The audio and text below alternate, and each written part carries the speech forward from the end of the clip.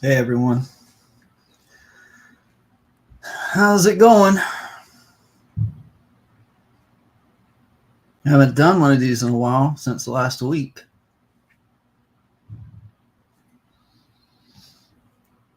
How's everyone doing?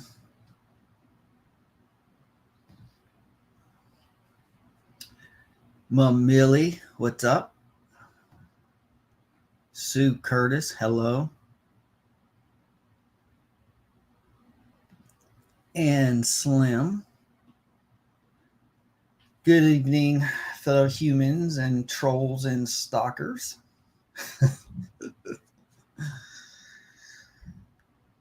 You said good evening. Where are you? Over in the UK? Where are you located? What time is it? It's 2:30 p.m. my time, Eastern Standard. I was going to say Rachel, but it's Rachel. Is that correct, Rachel? I don't think I've ever seen that name before. Rachel Cargyle. You're going to hear the woman's, I don't know. Maybe if I get inspired to read one of her texts, but I think you get your ear. I think you can, get your ear full, your satisfaction out of that last video. I may do another one.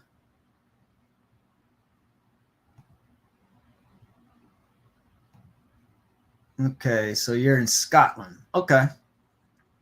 So you're on the same time, UK time. It's 1935 here.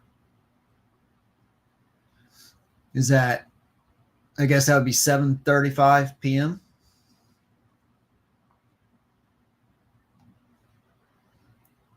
No, I spelled my name wrong my whole life. Well, you just spoiled. I was correcting you on your grammar, and I said spoiled instead of spelled because I'm looking at whole. I was going to say you spelled whole wrong, or you used the wrong whole in this context. Okay, so your name is Rachel, and you just spell it with an O instead of an A, just to confuse people. So every time you have to fill out your name on an application or on anything, they're like, okay, what's your name? Rachel. And they're like, okay. And they're like, no, but spell it Rochel. So you just want to frustrate everybody. Okay. Miss M.O. with Purple Hearts, Evening from London. I wanted to do this earlier because I know a lot of people over in Europe are interested in this story.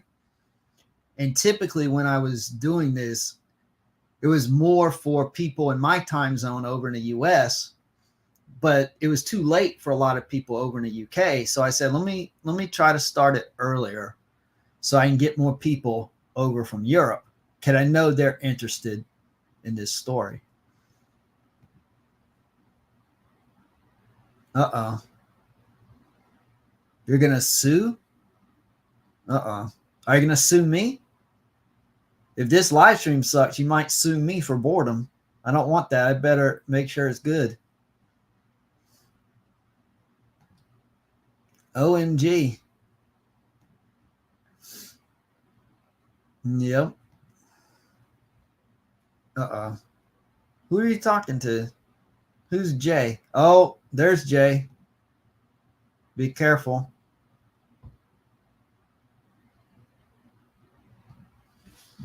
Mighty Mouse from Denmark. When I saw Mighty Mouse, I was going to put on their name. They're a big fan of Piers Morgan. I can't even get, they can't even get one comment up without insulting Piers Morgan. Mighty Mouse, are you a he or a she? Because I was about to say, I was like, okay, wait, him or her? I was about to say.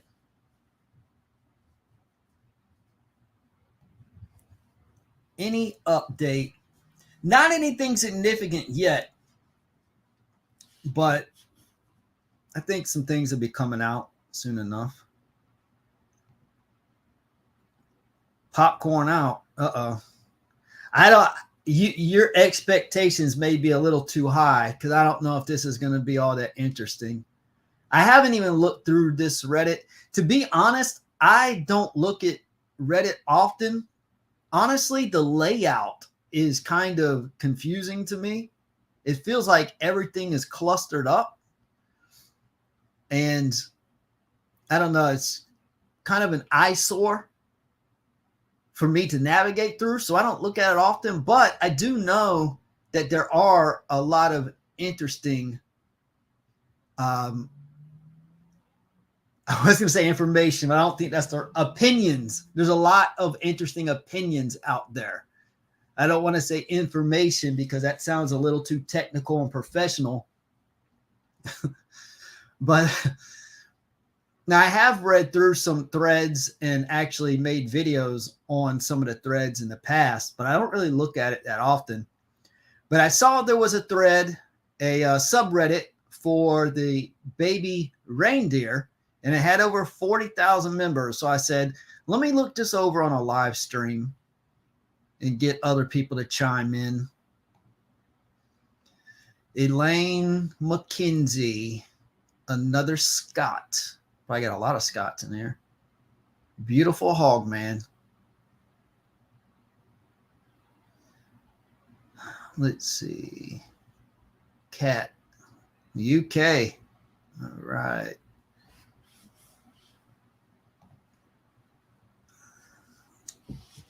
Snake 00. Has anyone asked for your? No. Nope. No one's asked me anything. I did a live stream on Twitter. We didn't really find anything. Actually, she did have another account that I was going to look through. I can't remember if I looked through the second one or not. Someone in here, I think Paula, had found the second account. I think we did look through it, and there wasn't much to go on that one either. So the only ones that are significant, you can just Google. But I think she took all the ones that were, you know, any potential smoking guns. I think she took those down.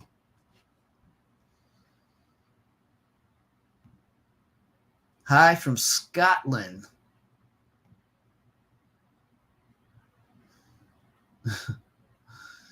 Yeah, it's something that people are talking about and a story that I'm interested in.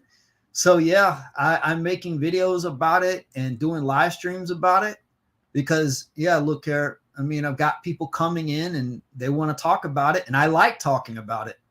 So yeah, it's rare because most of the time when there are big trending topics, I'm not interested in the least. So it's rare. So what I'll do is I'll cover stuff that no one else is interested in talking about. This is like the first time in a while that there's been a trending story that I'm actually interested in and other people are interested in talking to me about. So yeah, I learned things on these live streams too from reading through the comments and everything.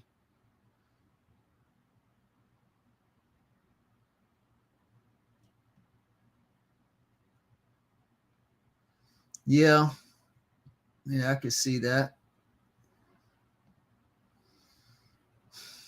Oh man, that's what we need to do. We need to start this live stream off right. Who wants me to put the clip on? Jenny from the block. All right, we're doing it. Whether you want it or not, you're getting it. Here we go. Let's go over here. We're going to start this live stream off right.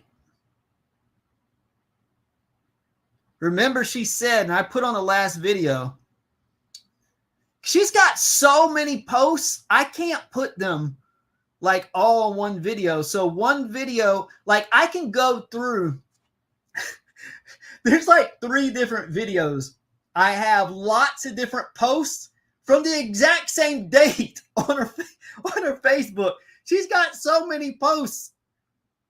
I can't even keep up with them on one video. Here it is. Here we go. Sing along, everyone. Someone be fooled by the rocks that are cats. I'm just Jenny from the block. Have a lunch. Don't be fooled by the rocks that are cats. I'm just Jenny from the block.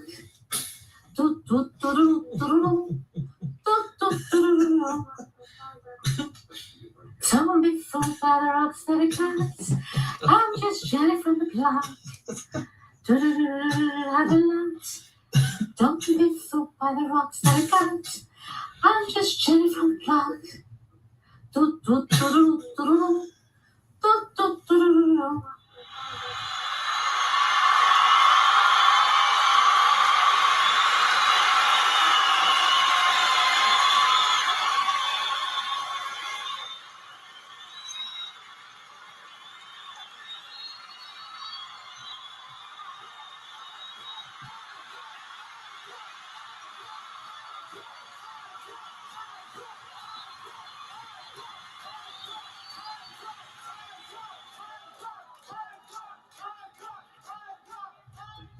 Someone be fooled by the rocks that are cats.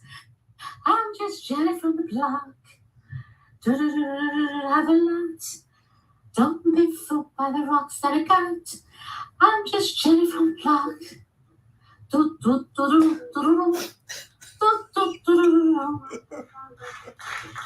Someone be fooled by the rocks that are cats.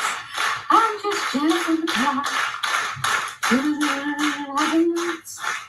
Don't be fooled by the rocks that are cats. I'm just Jenny from the block.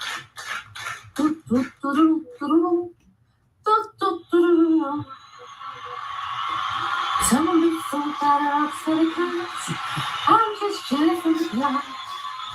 Have a lunch. Don't be fooled by the rocks that are cats. I'm just Jenny from the block.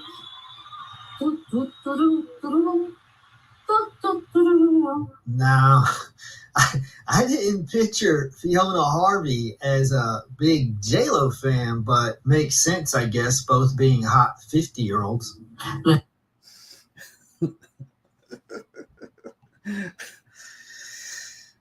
All right. Well, we just kicked that off right, didn't we? All right, let me see what I missed here. I was just zoned out by that mesmerizing performance. Look out, Celine Dion. I think Fiona Harvey is definitely going to do a remake of that song and win a lot of Grammys next year. She's just going to dominate the charts. J-Lo is going to be sitting in the front row, like in tears, as there's going to be an orchestra. An orchestra behind her with the strings are going to be going all slow, and she's going to be sitting there in her dress, and she's going to be raising her arms. She's going to go all out. She's going to do like the opera version with an orchestra. Song of the year, Jenny from the Block, Fiona Harvey. All right, best album of the year, Jenny from the Block, Fiona Harvey. Best dance choreography on a video, Jenny from the Fiona's going to be doing some of those old school J-Lo dance moves on the video.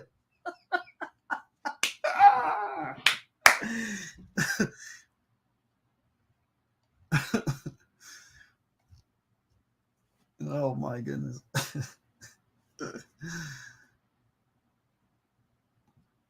Yep, Fiona Swift.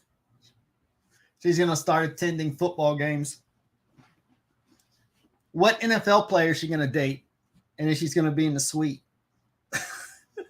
What NFL player is she going to stalk?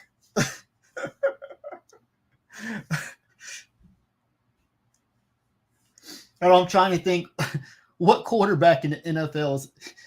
I got it. Jimmy Garoppolo. Do y'all know who Jimmy Garoppolo is? Oh, let me show you. Now, this guy is not going to be able to get a lot of women.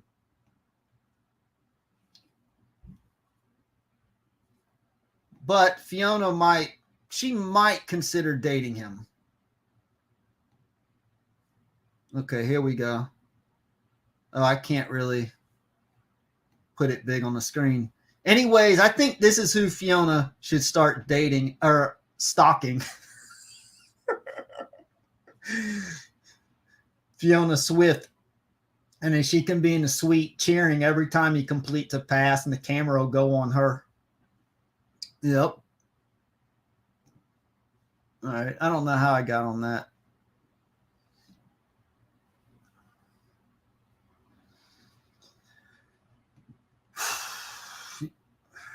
I am.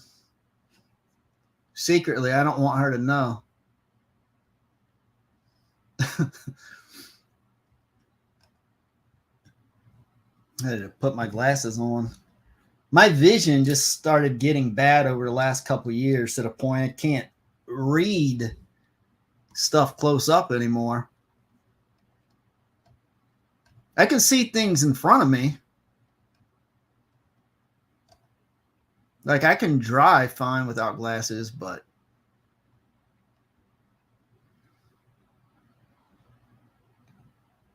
uh-oh.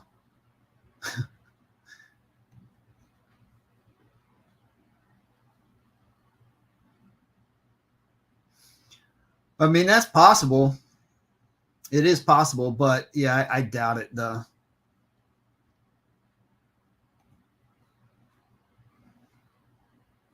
Do you know all those laugh emotes are from people like me who stalk her profile? Nope, I didn't know. Uh-oh. No, I'm not going to do that. Yes.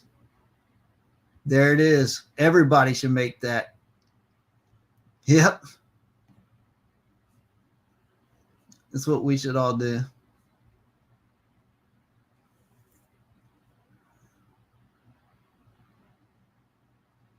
Yeah, that could be interesting, but it'd be very fictionized. Like Misery.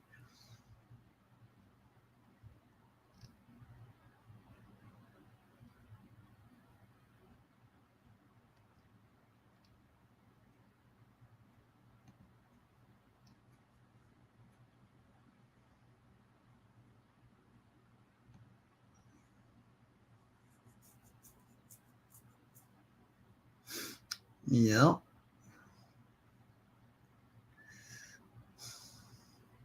He's a lawyer.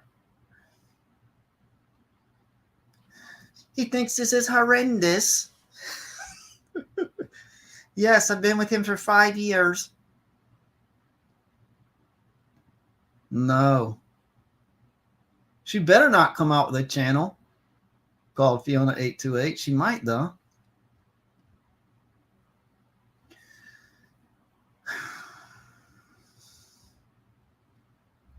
All right, so I thought I'd go over this. Like I said, is it me? Does it just take some getting used to? This just looks so cluttered to me. The whole Reddit layout. And then I guess this is an ad. And it looks like a post. So that kind of gets jumbled up. How did he get so many voicemails? Okay. I don't know what this says. Let's see if there's anything interesting on here. Okay, see, what is this? Okay, see, there's an ad right here, right under this. That's what I'm saying. Reddit is just a bit jumbled to me. Let me look in the comments. Is it just me, or is Reddit a bit difficult to navigate around?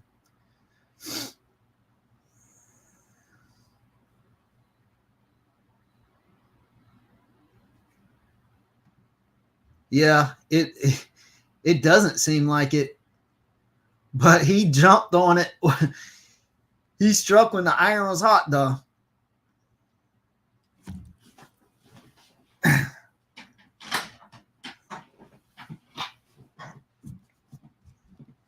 Yeah, he could have waited an extra day or two and done some more diligent research.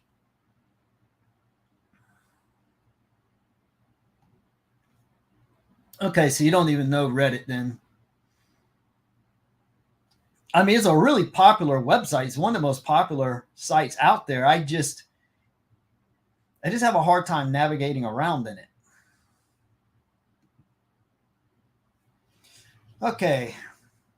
I'm sorry if this was covered, but how did he get so many hours of voicemails? Wouldn't his phone get full?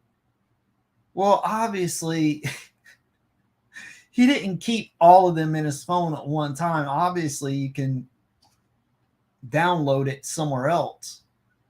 So I'm sure that's what he did.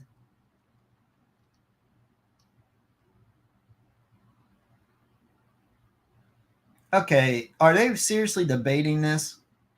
The limit on voicemails? Not obviously he didn't keep 350 voicemails or 350 hours or whatever it was voice messages on his phone at one time. I don't think Richard Gadd implied that. Okay, this one doesn't seem to have much. Okay, hang on. In his one-man show, he actually talks about this. Okay. His phone could hold 33 hours total voicemails. Originally, she filled it up by leaving 50 messages. After she started leaving them, he set his phone to automatically delete them every week. It would back them all up to his laptop and re-download them on his phone as audio files. Every week, without fail, she'd fill up the full 33 hours. Okay. Wow. 33 hours a week? So basically, imagine all these, imagine this. Hang on, let me go. This video came out with yesterday, all those crazy posts. Imagine that audibly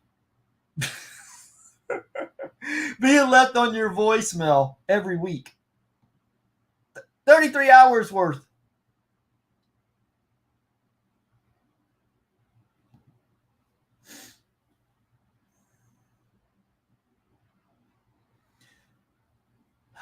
Yeah.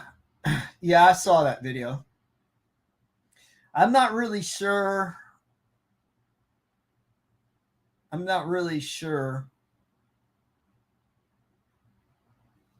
which side to be on in that case. I think they both could handle things differently. Like, I know he kind of called them out and he said, y'all are the most toxic group on Facebook or something. And I wouldn't say that. I wouldn't say they're the most toxic group. I do disagree with a lot of them. I agree with a lot of things Ben said. But I think he could have handled it a little differently. Kind of attacked them. I guess maybe he did that for maybe a more appealing headline on the video. I don't know. But I mean, I've agreed with most of what he has said. I've seen a few of his videos. Yeah, and he had my video. He was going over my video on one of his. Okay, let's see. Control plus enlarge the text. Okay.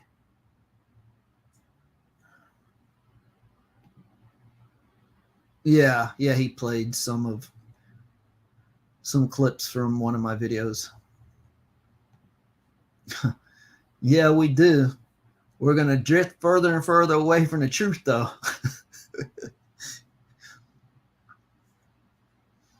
But here's the thing. Okay, the movie Fatal Attraction, right? Let me know in the comments here. Have you seen Fatal Attraction? Michael Douglas, Glenn Close, movies that came out in 1987. Yes or no? Let me know who has seen Fatal Attraction. Yes or no? And if you have seen it, what did you think about it? Did you like it or not like it?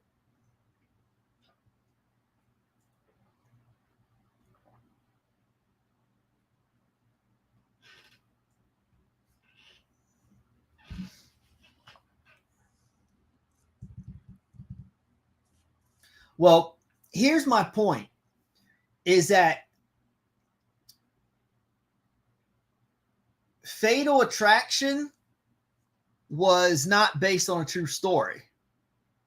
But the reason that it was so interesting is because people have found themselves in similar situations.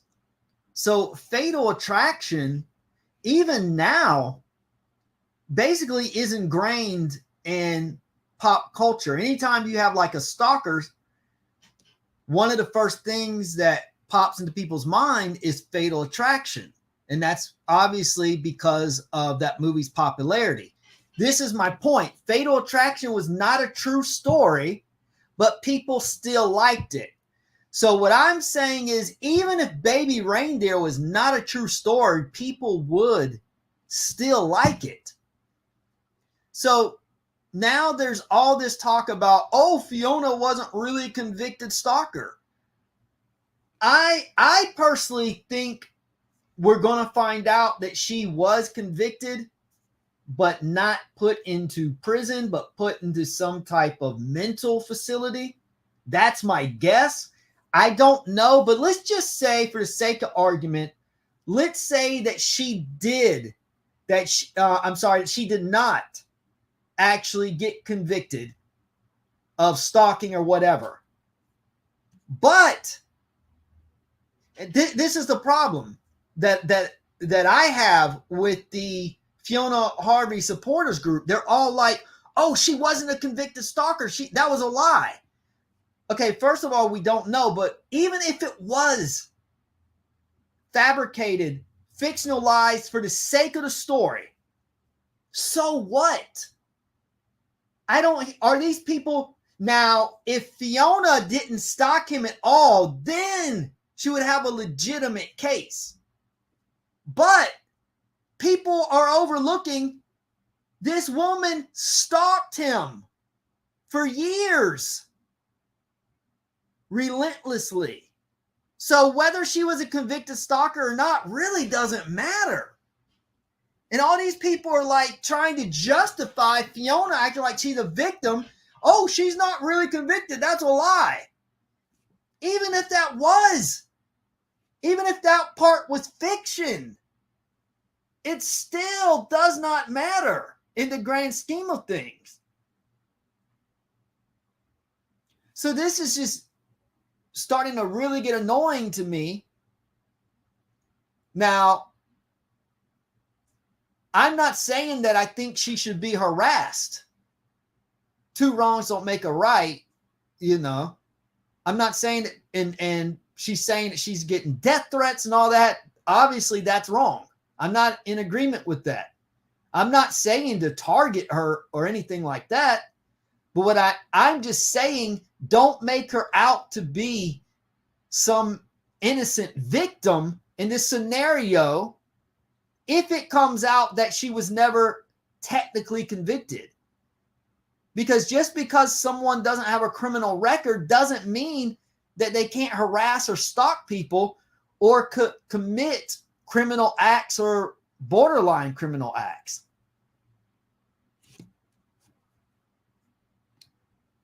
Yeah, that's the gist of the story. Exactly. But these the Fiona Harvey's Facebook group that's supporting her is saying that she's a victim because she wasn't convicted, and oh, Richard Gadd's going to get it. Okay, and I saw another. It was somewhere. It was in one of the Facebook groups. A woman said she was a bartender at the same time Richard Gadd was, and she said that Richard Gadd and the men working there would poke fun of Fiona. So obviously, if that's true, that's not right, but that still doesn't give her the right to harass and stalk him. And even in the show, he did that. He was poking fun of her in front of the other barmen there.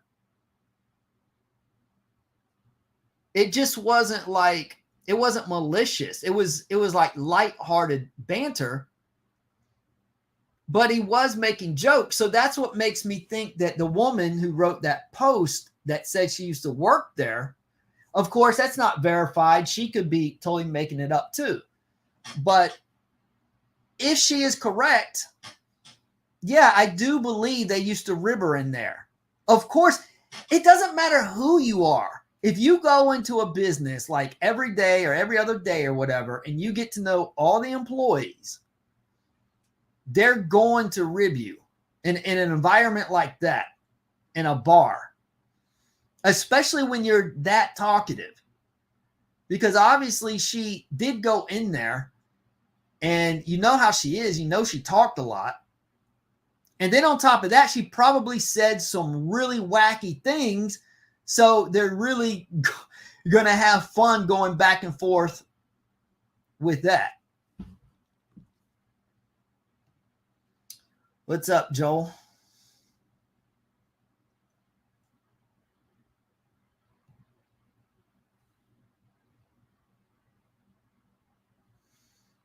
Well, there's more than one kind of stalker, though. See, your stalker was very much like Martha, but other stalkers may be closer to how Alex Forrest was.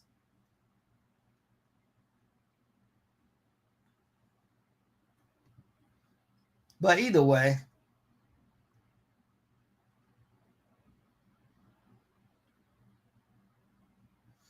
that could be too. It could just be crappy police work. And that's why she wasn't technically charged or whatever.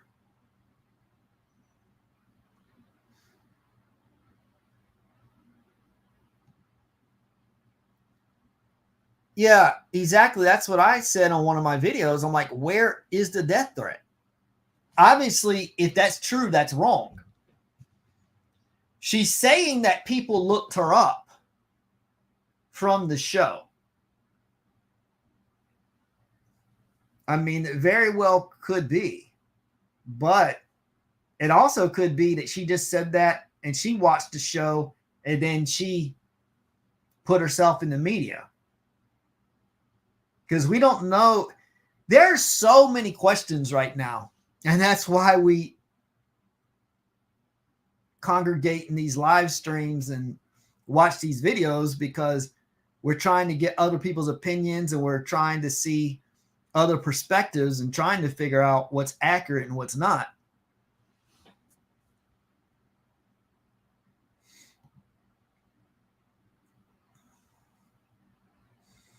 Right.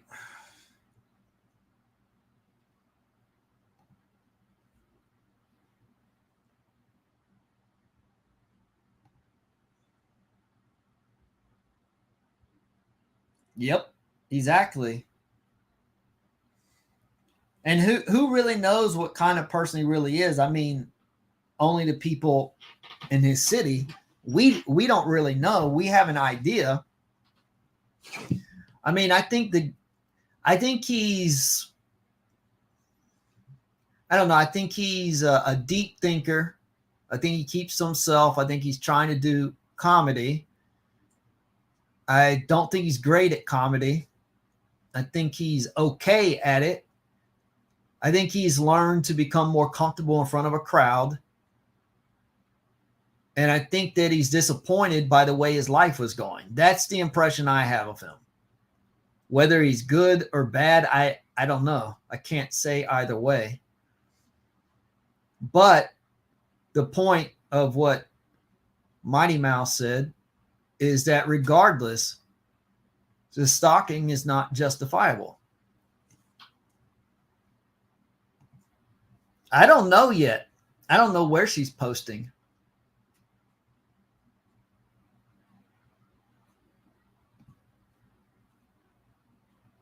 You think it was on the first floor?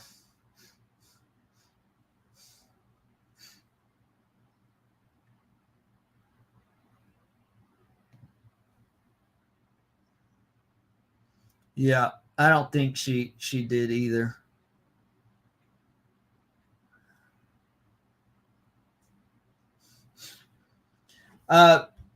Poetry. I saw the I read the blog article you told me about.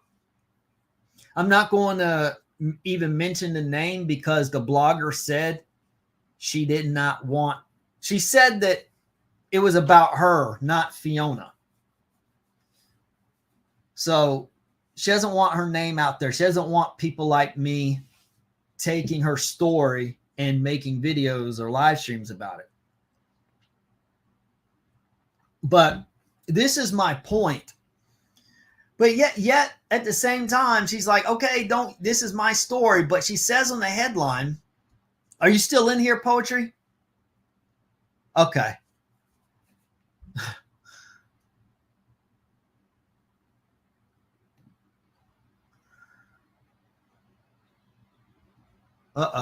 We'll come back later and share them. Yeah. 5 years.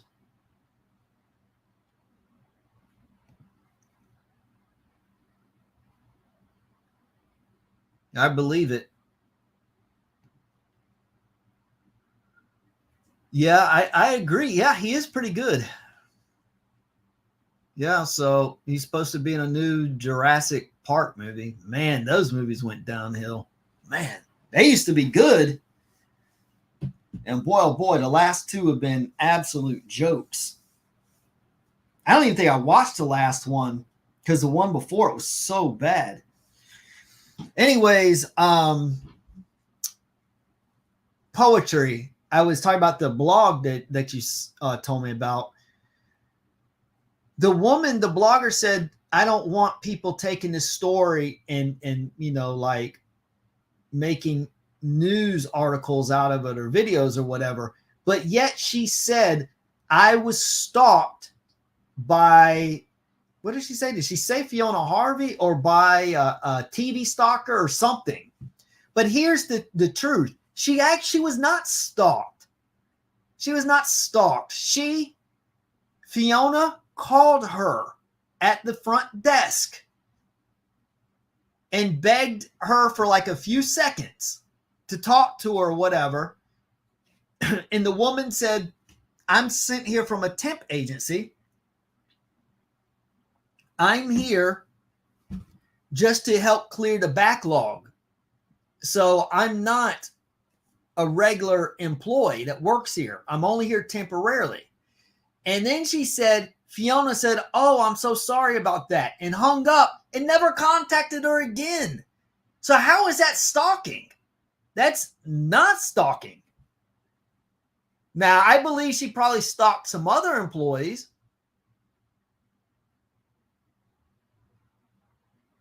But that blogger is saying, oh, no, I don't want anyone using this. But yet she made this headline to get attention because of the Fiona Harvey fiasco.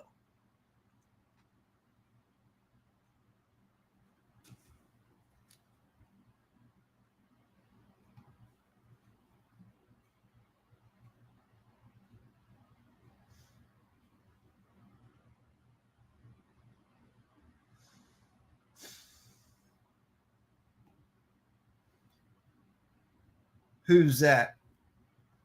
What's the female comedian's name? The law firm she worked at for 2 weeks.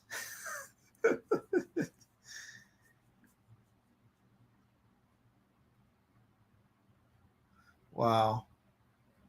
Well, see, the one thing that blogger did say, she did say that Fiona was a stalker. But the blogger also said Fiona stalked me when Fiona didn't. Jane Godley, comedian.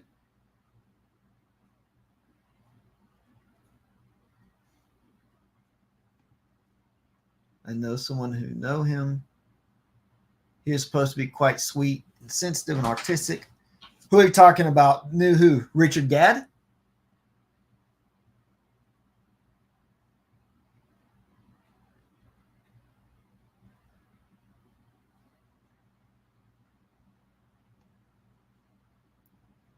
She's mental.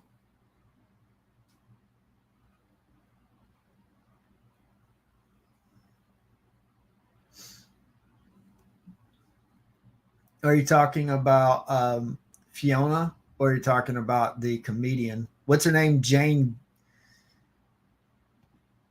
Godley? Okay, I'll look into that. If I discover any interesting stories, I'll make a video on it.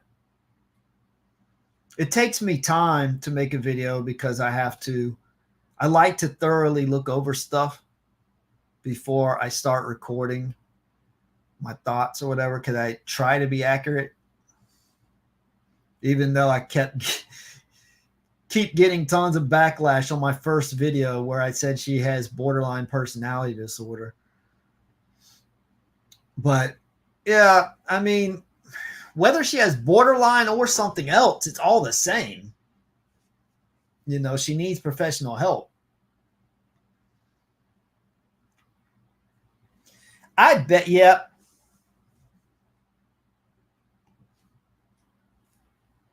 I bet you she does. She does have some other Facebook accounts she's posting somewhere, because I just don't think she has the strength to refrain.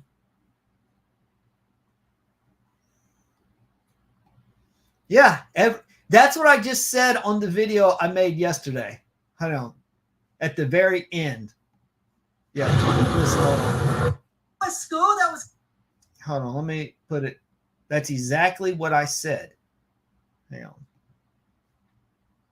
Posts. She complains of. Let me see where it goes.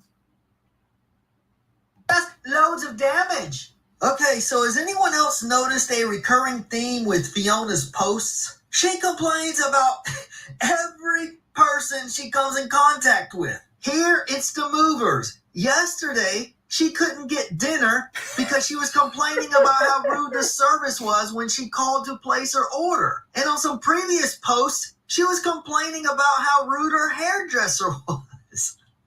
So not only does she have a complaint against Richard Gadd, Laura Ray, Neil Sears, the Daily Mail, the Prime Minister, the Prime Minister's wife, Amy Winehouse, Netflix, Piers Morgan, the owner of the Halley Arms, the manager of the Halley Arms, every barman at the Halley Arms, nearly every patron at the Halley Arms. She also seems to have an issue with every service person she encounters as well. So either she's truly cursed and desperately needs our prayers, or maybe there's a chance she is the problem, or at least a large part of the problem. Yep. So you heard me. I said the same thing. She causes trouble everywhere.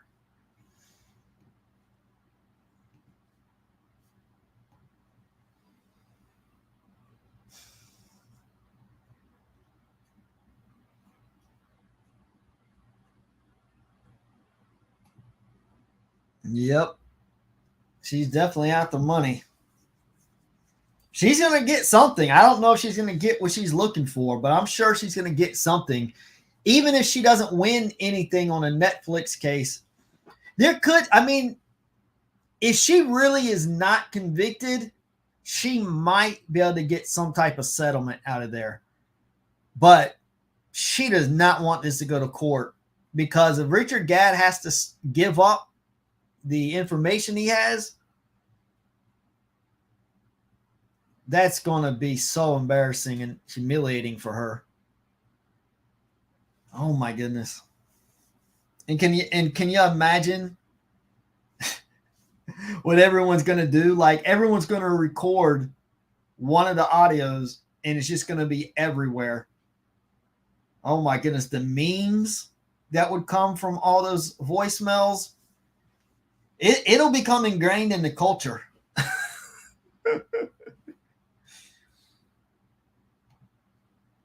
Yep. She's the final boss, Karen.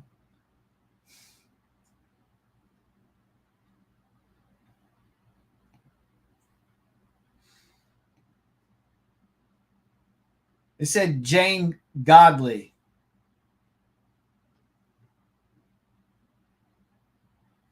I'll have to look into that.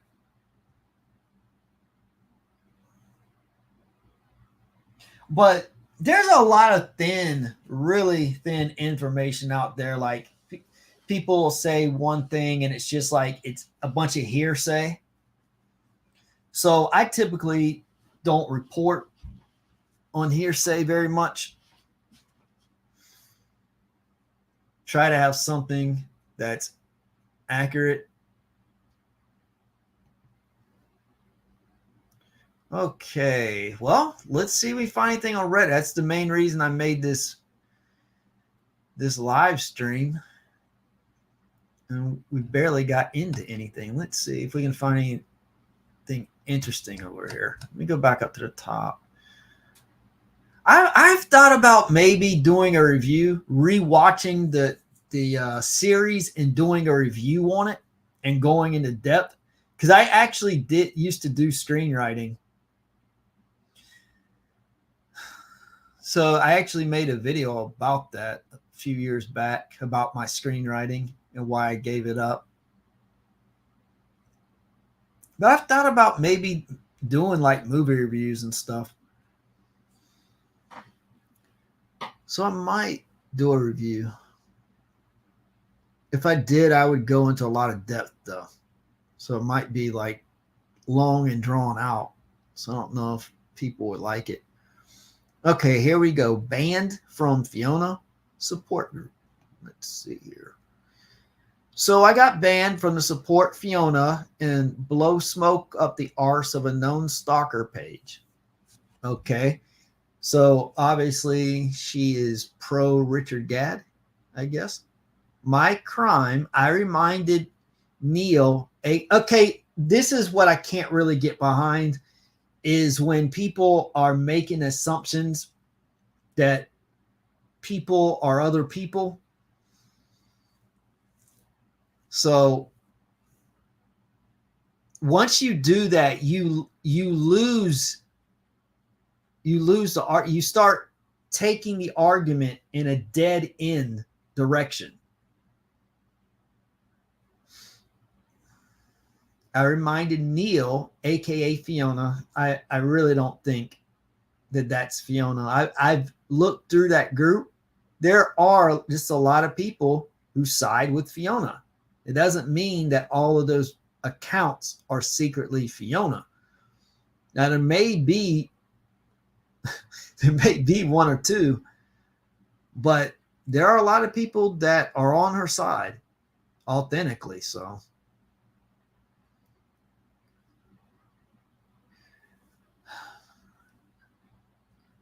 constituent of Jimmy Ray, and I was at the meeting where she done a Martha on the then First Minister of Scotland, Donald Dewar, and shouted, "You cannot touch me, I know my rights," as she was removed from a meeting in which she verbally assaulted our First Minister with her atrocious POVs regarding race and sexuality.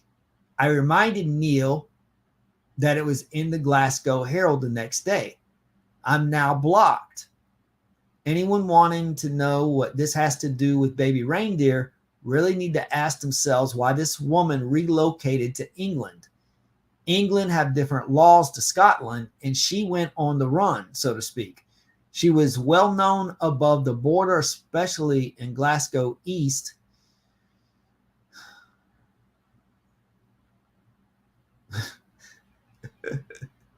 For her antics. Thank God there weren't any iPhones in those days.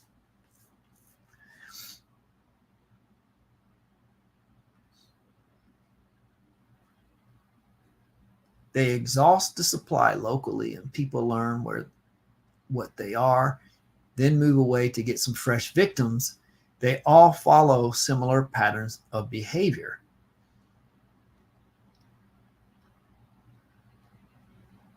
Thank you for that interesting tidbit.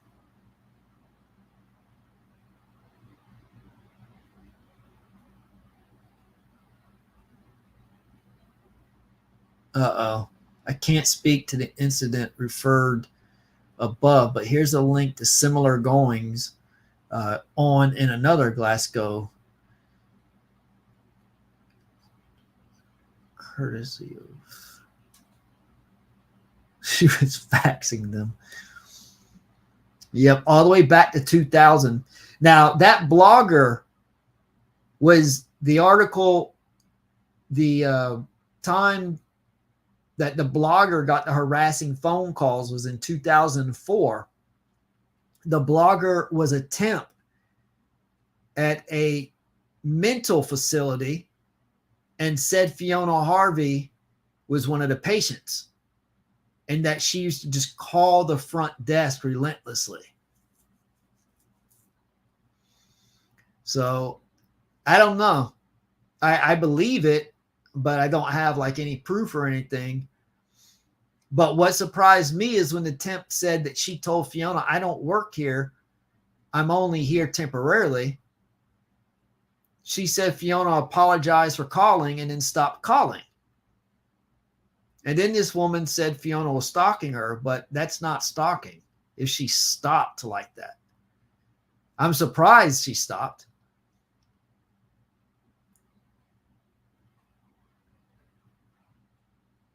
I am banned from a boring TV show group for posting. Swear. Okay, it has nothing to do with this.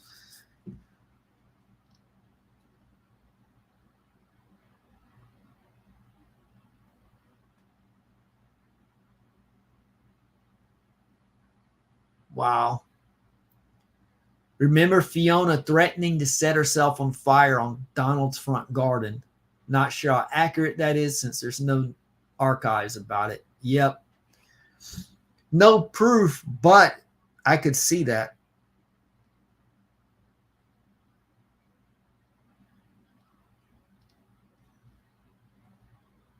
Perhaps all her supporters are stalkers too, or want to be stalkers.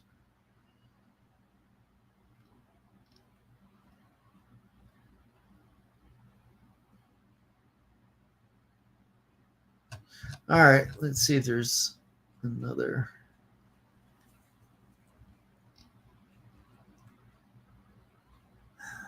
Last voicemail, true. I don't know. I don't think it matters.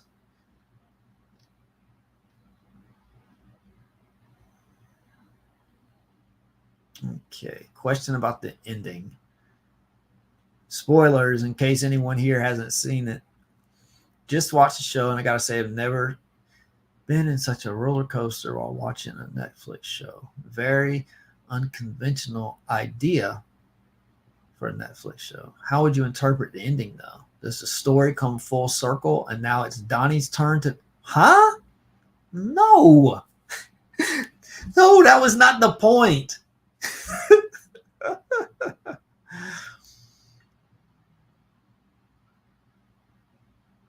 I don't think that's the point at all. Does anybody else think that the point, the ending, was that Donnie was going to start stalking the bartender that gave him the free drink? Does anybody think that was what the audience was to take away by that ending? I don't think that had anything to do with it.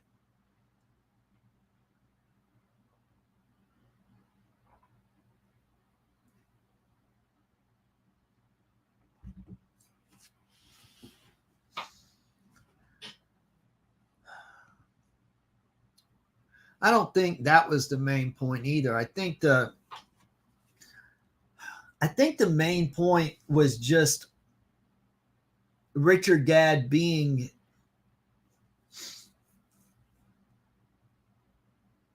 what should I say?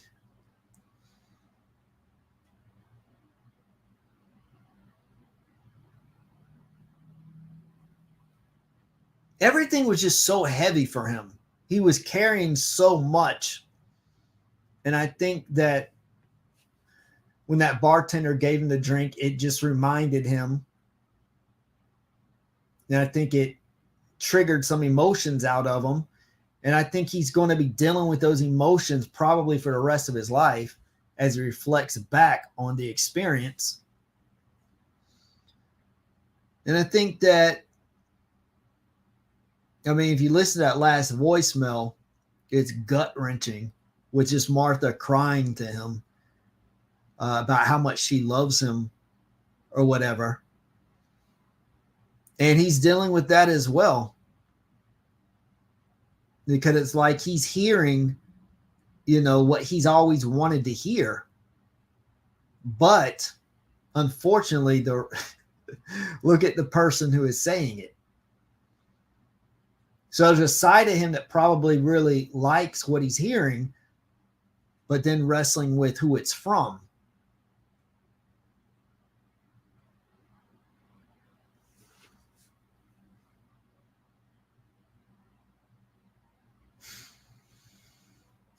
But yeah, the ending is a lot of different people can come away with a lot of different perspectives. So that's really the sign of good writing, is when you have an ending. Okay, if you do have an ending that's not left for interpretation, if you can somehow surprise your audience with a really good twist, those are my favorite types of movies. But if not, if your ending is just kind of left for interpretation and a lot of different people get different interpretations, that's also really good writing. So if you're not going to give them a knockout punch at the end that's really good, leave it for interpretation in a way that people can openly discuss. And that's what the ending for Baby Reindeer did.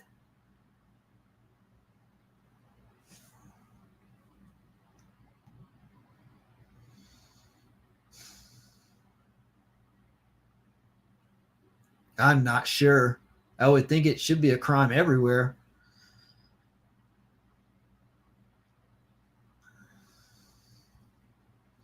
I don't know.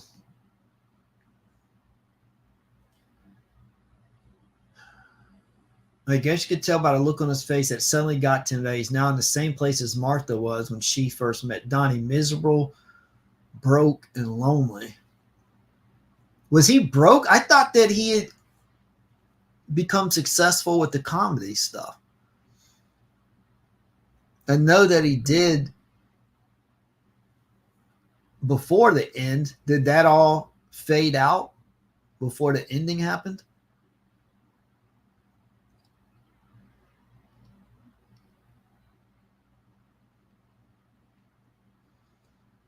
I just think I think towards the end, he's just basically recovering. He's beginning to heal. He's beginning to recover. And I think, what the bartender gave him the free drink was just a reflection. I don't think it was because he's going to stop the bartender.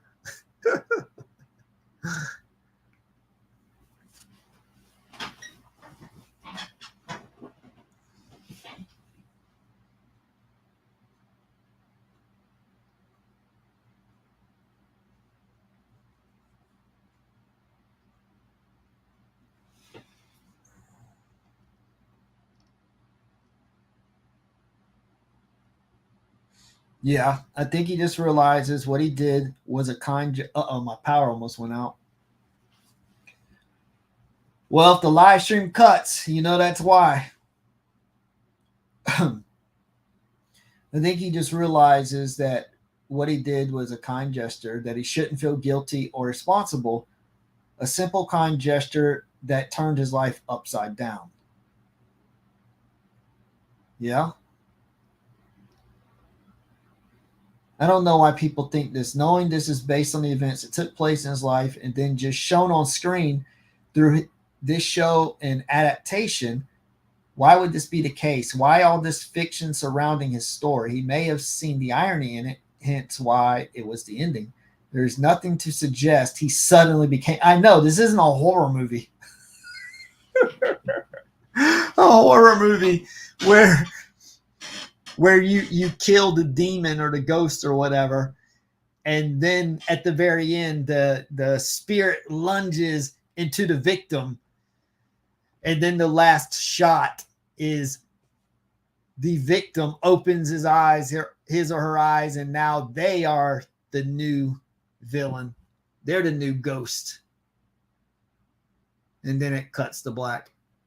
Yeah, I don't think this is what Baby Reindeer was. Now Donnie all of a sudden is a stalker. Baby Reindeer 2. Donnie's going to go stalk. He's going to go visit Martha every day in jail and stalk her in jail.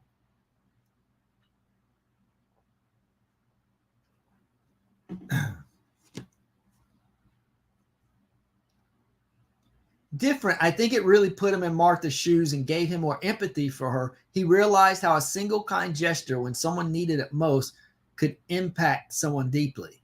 It doesn't imply he would go on to become a stalker. Right. I agree with that. But I don't think it.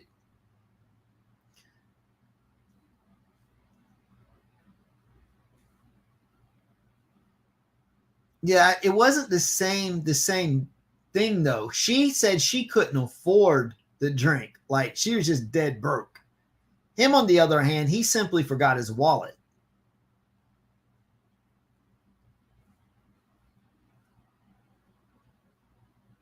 I mean, he didn't have a lot of money, but he wasn't like broke like she was.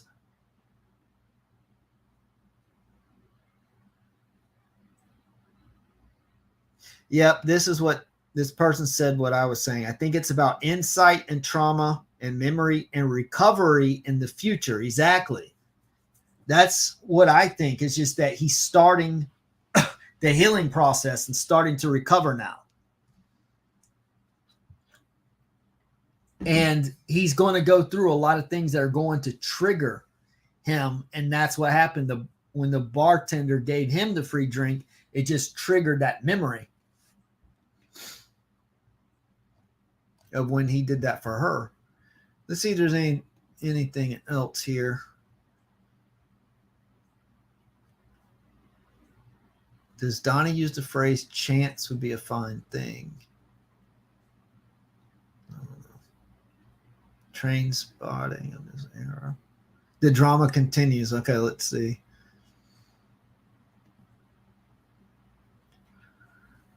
All right. Sarah Marie says Joanne didn't post on this page. Yes, she did, hence why she was banned for trolling and attacking supporters. Sarah Marie claims Joanne is allowed an opinion. Correct, yes. Yes, she is, but attacking the support page, spreading lies about Freya, saying she is running a scam, and she is. That's what I'm saying. You can't really tell. If your whole narrative is trying to say that somebody is Fiona, you're going down a dead-end street because there's no way to prove that. Now, if you can prove it, that would get you a lot of attention on your article or video or whatever. We have screenshots of this, and the police are currently looking into all the death threats Freya received, with most of them referring to allegation made by Joanne. Also, Joanne, you are one big Betty, so are you really in a position to weight shame Fiona? And lastly, Sarah Marie, learn to add up. This page has over double the support than your Net Moms group, and you kicked off massively at Alex when he chucked you out of this group. We have screenshots. Bitter much, you old Your old moderator, Jessica, posted on this group exposing what lies you are. Lies, lies. Okay, let's see. Okay, I want to look at the comments. Okay, here we go. Shut up, Fiona. Oh, my goodness. She's way crazier than Richard Gadd gave her credit on the show. You have to never get offline to sit down and pretend to be 100 different people. She has supporters. The Facebook stuff is, so immature. Yep.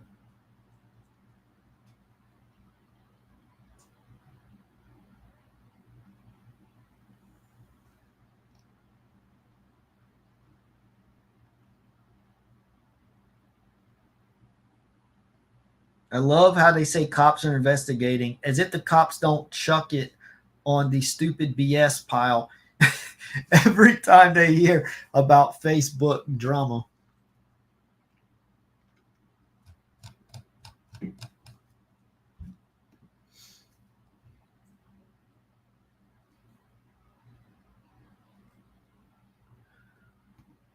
Someone asked if there are other shows like Baby Reindeer.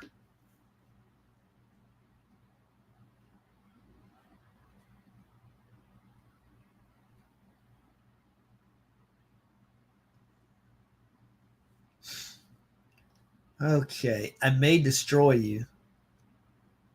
That show destroyed me.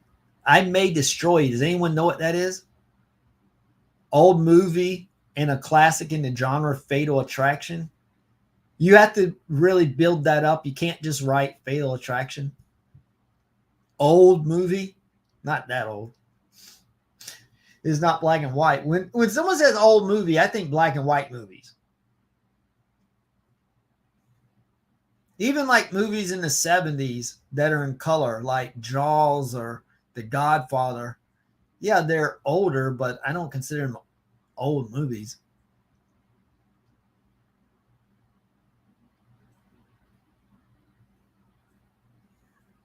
Lover, Stalker, Killer. Yeah, I saw that was on Netflix too. A good show. The stalker theme is You. Yeah, but You's a lot different. Feel Good on Netflix. I don't know what that is. Fleabag. Swarm. I don't know what that is. Let us know in the comments. I'm about to check if any of these shows or movies any of you know are good or not. What's it about? Stan culture and being obsessed with a celebrity. It's really good. Swarm. Okay, I think I know what Swarm is, but it did not look good. It just looked generic. It looked like it was trying too hard. But that's just the impression I got. I could be wrong. I didn't try to watch it. I'm pickier than the average viewer.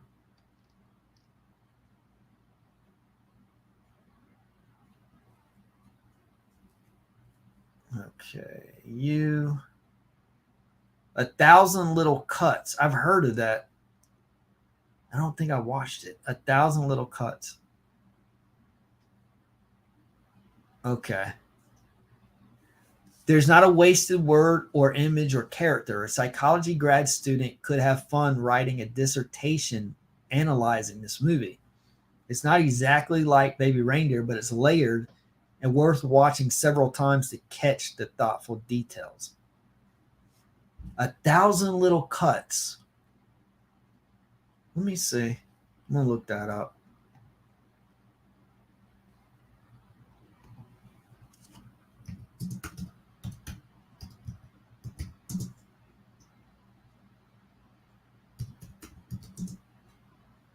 Okay, here we go.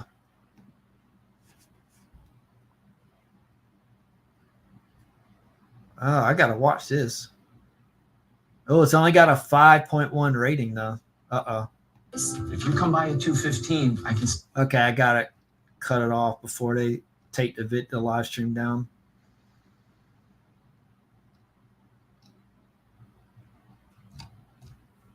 Okay, let me see. Let me go to user reviews. Only 19 reviews, and not a lot of people watch this. Wait, is this a show or a movie? Sorry, hang on. It's a movie. It's only 1 hour, 27 minutes, so it's short. Okay. A good premise, but a flat rendering. So 5 out of 10, 6 out of 10, 5 out of 10, 3 out of... Ooh. Typical Lifetime. Oh, is it a Lifetime movie? 1 out of 10, 5 out of 10, 7, 2, 7, 8, 6, 7, 7, 9. Wow, this is really mixed. Must watch. A nice thriller with after school special vibes.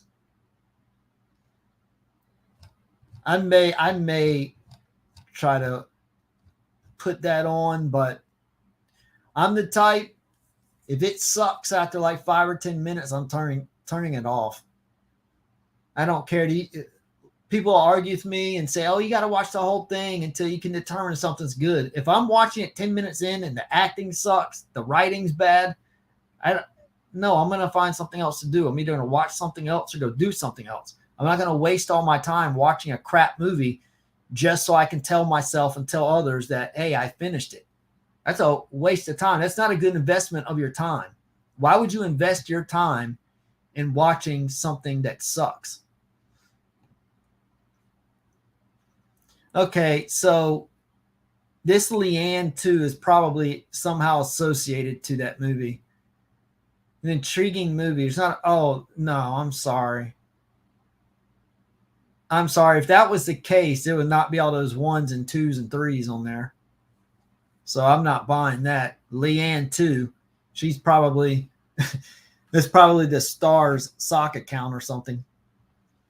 I don't know. I may put it on, though, and give it a try. See if it surprises me. I actually thought Baby Reindeer looked terrible when I first saw it. I actually thought the trailer like popped up when you clicked on Netflix.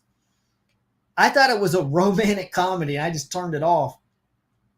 And then it was like, I don't know, a few weeks later, it popped up again, and I saw it was like thriller about a stalker. And I said, okay, well, let me give it a go. And just a couple minutes after turning it on, I was drawn into it. So that's how I am. I'm either going to be drawn in from the beginning to keep me watching, and if it doesn't do that, I'm turning it off.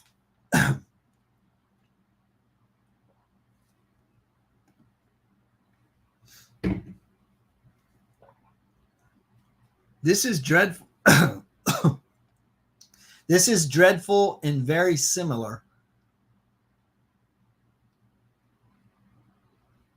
Okay. Ellie 5, why is Fiona so ticked off?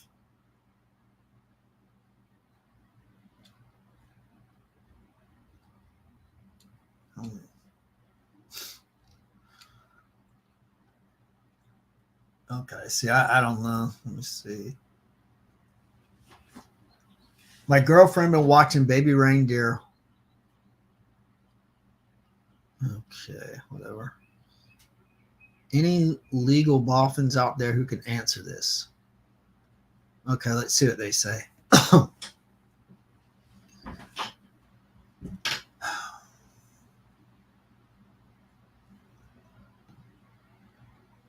Let me check the comments real quick. I haven't been there in a while.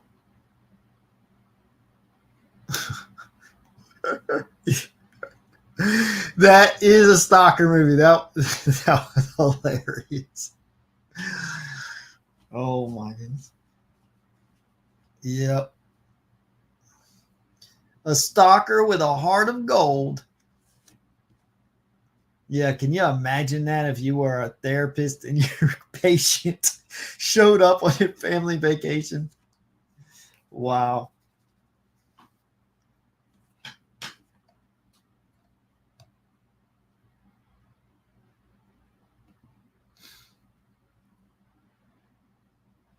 Right. Exactly. You're just relieved.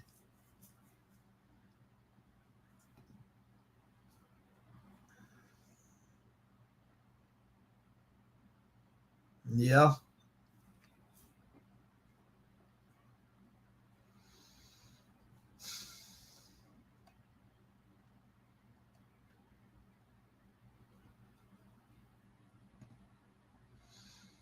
He said they were in talks because he believes she has a strong case.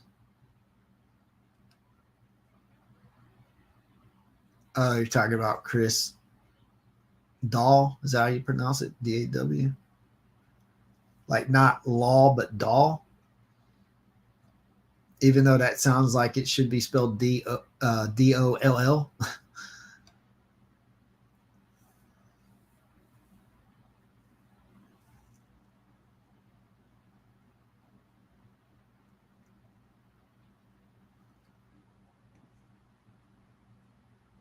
Okay.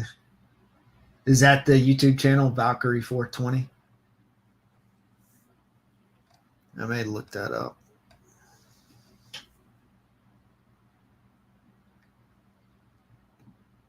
Oh, I believe someone would take it. If they find a way to get paid, or they can find any kind of legal loophole.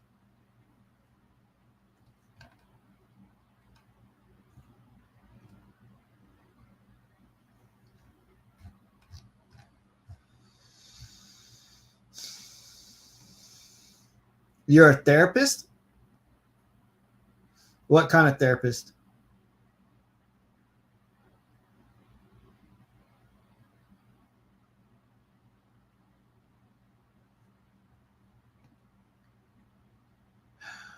Black Nerdist.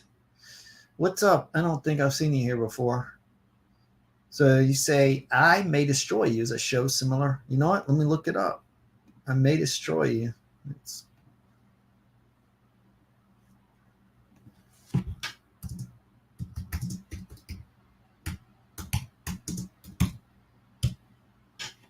Let's see.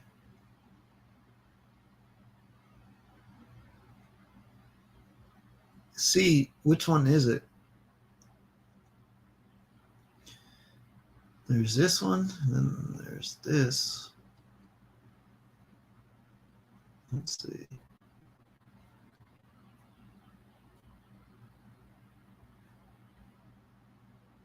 Is this what you're referring to? Nerdist?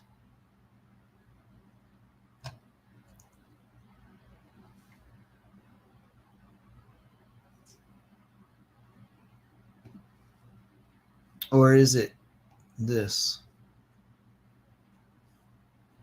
Oh, okay. I don't think it's that. This looks like a really low budget. Yeah. I don't even know why that's on here. They really need to filter out their titles so that the relevant ones come up, not to get confused with the irrelevant ones. So there's 1,000 little cuts. It says like a Lifetime movie. Yeah, I don't see any. Yeah, you can tell just by looking at this looks cheap. The person in the comments was talking about how good it was. Not an image on screen was wasted the entire movie. Yeah, I doubt that. Yeah, this looks so cheap.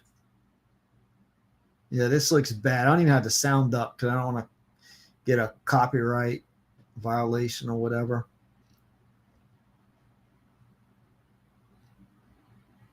Yeah, that looks terrible. Is it a Lifetime? Paramount. Oh, it's on Prime Video. Man, you can really find some crap on Prime Video. I'm talking like bottom of the barrel. I don't even know why they have those on their platform.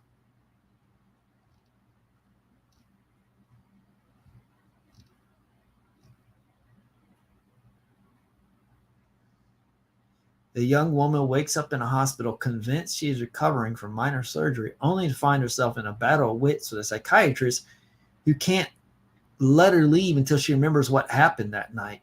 Events turn a darker corner as the doctor and patient try to unlock not only what traumatic event Anne is suppressing, but also who was there, why it happened, and why Anne's subconscious is fighting so hard to prevent her from talking about it. Oh, wow.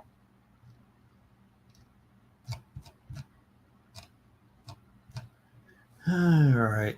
Yeah, that sounds terrible.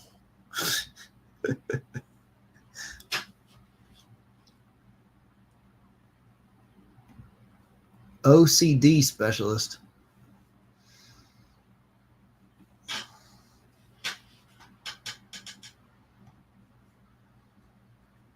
Buff Clary.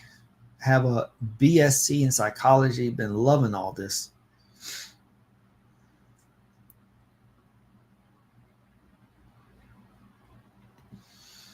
Ron is back. All right.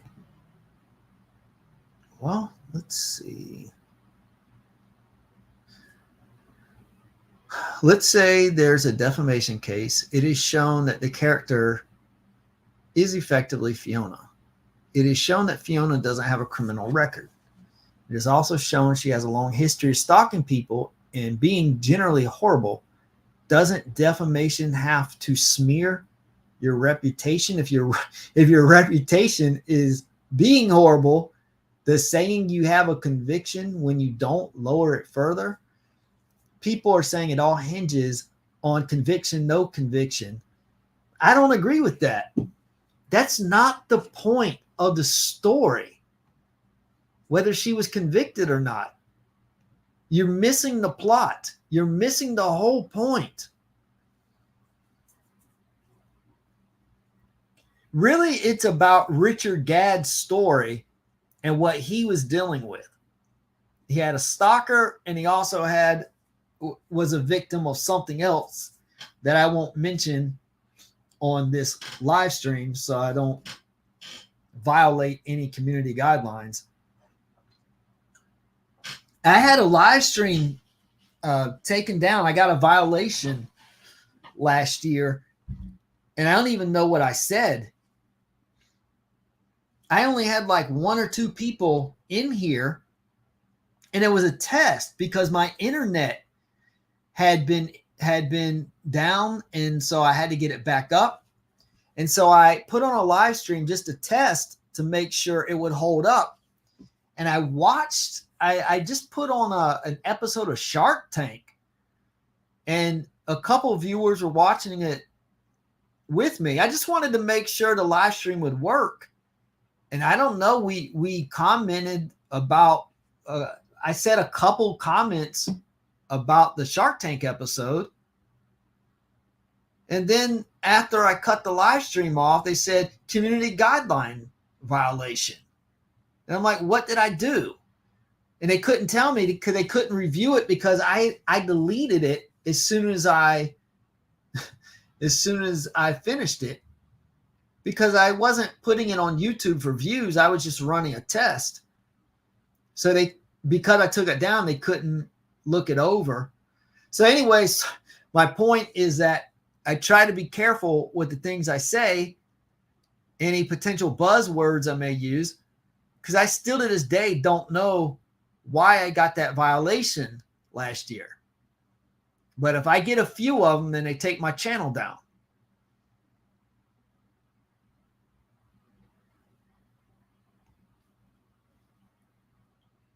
Yeah, I agree. So to your point about Pierce Morgan being an opportunist, he's up here saying, well, she may have a case if she's not convicted.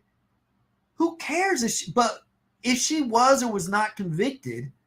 I mean, if she wasn't convicted, I don't think Gadd should have put it in there, but it still doesn't change the point of the story.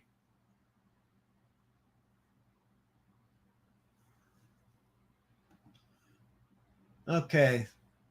So let's see what people are saying.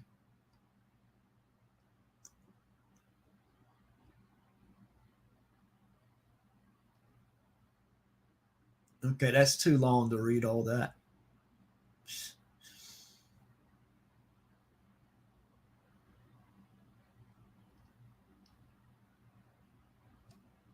Now I'll go ahead and read it because this person's saying it's the best they've read. Okay.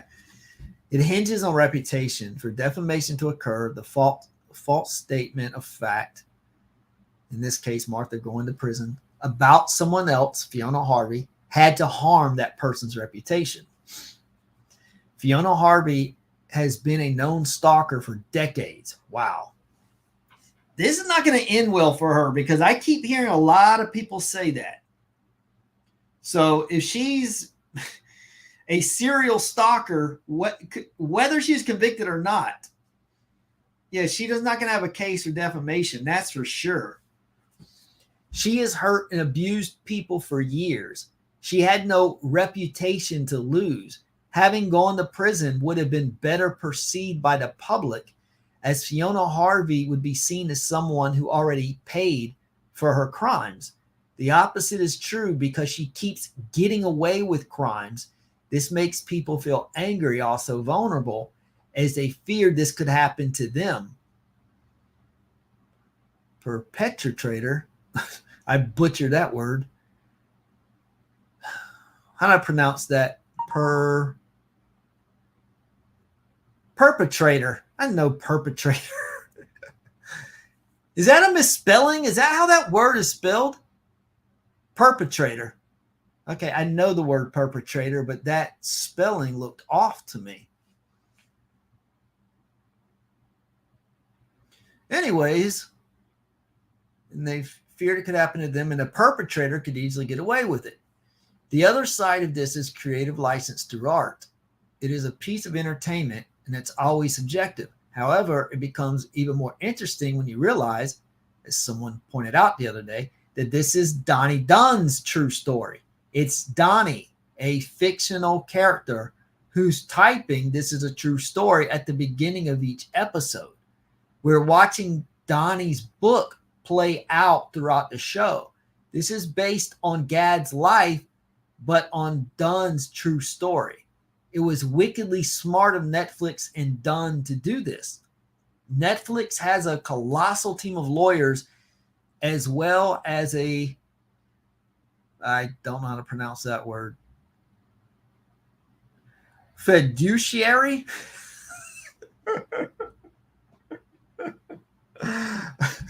Yeah, one thing I'm known for in my videos is making words up. So people are always laughing at that. So yeah, y'all can poke fun of me if you want. I know that's not the right pronunciation. Fiduciary.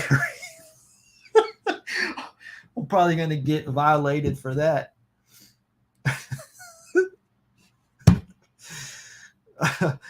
As a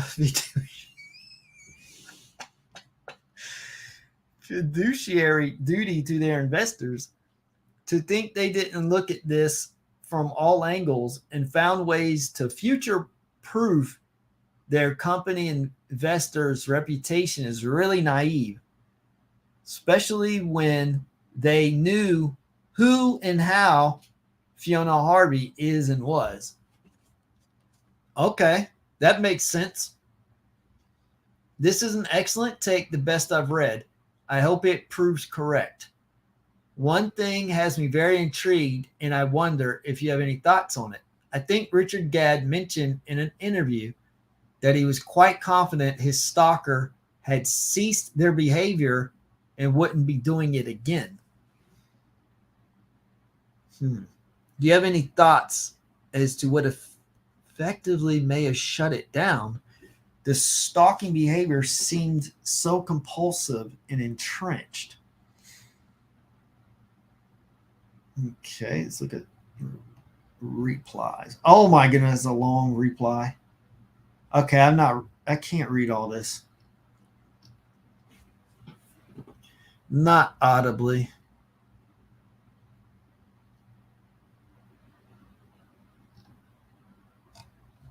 That person does seem to have a really good take, though.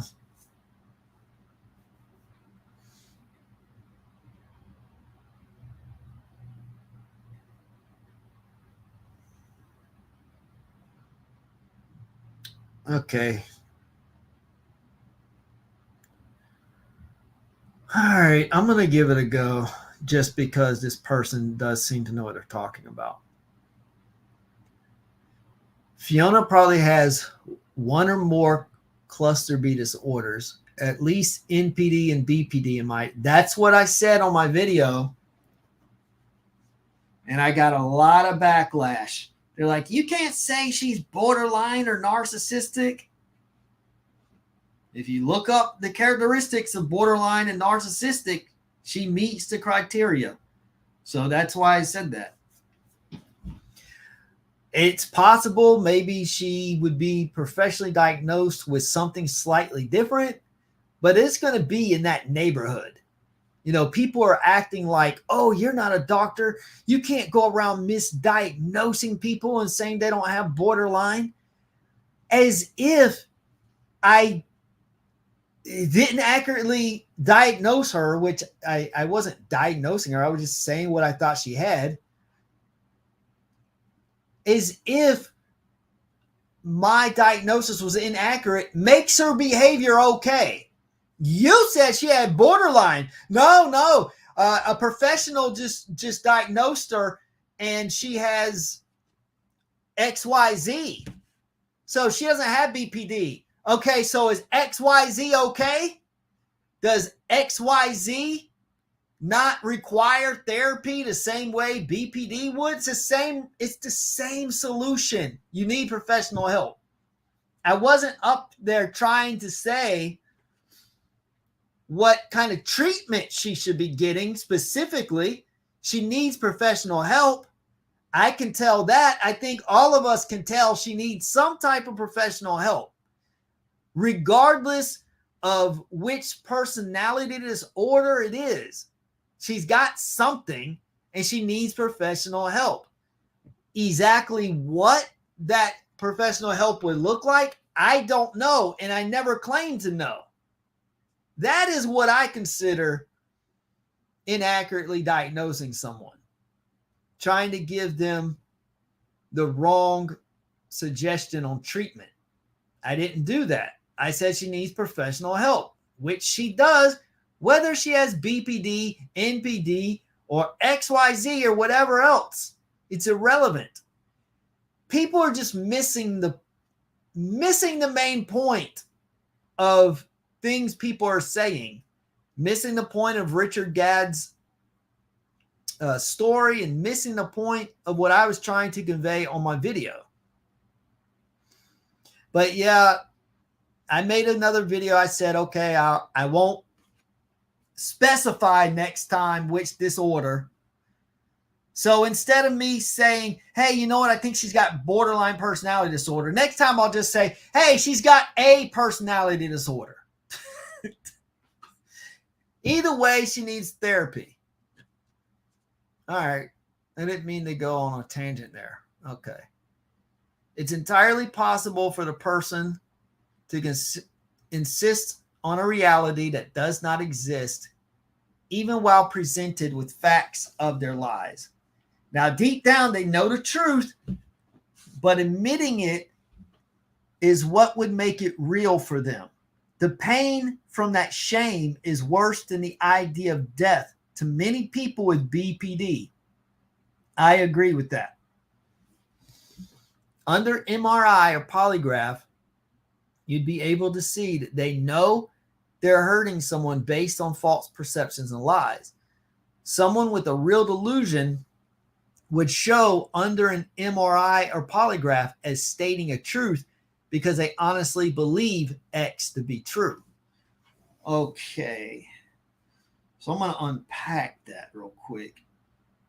Under polygraph or MRI, you'd be able to see that they know they're hurting someone based on false perceptions and lies.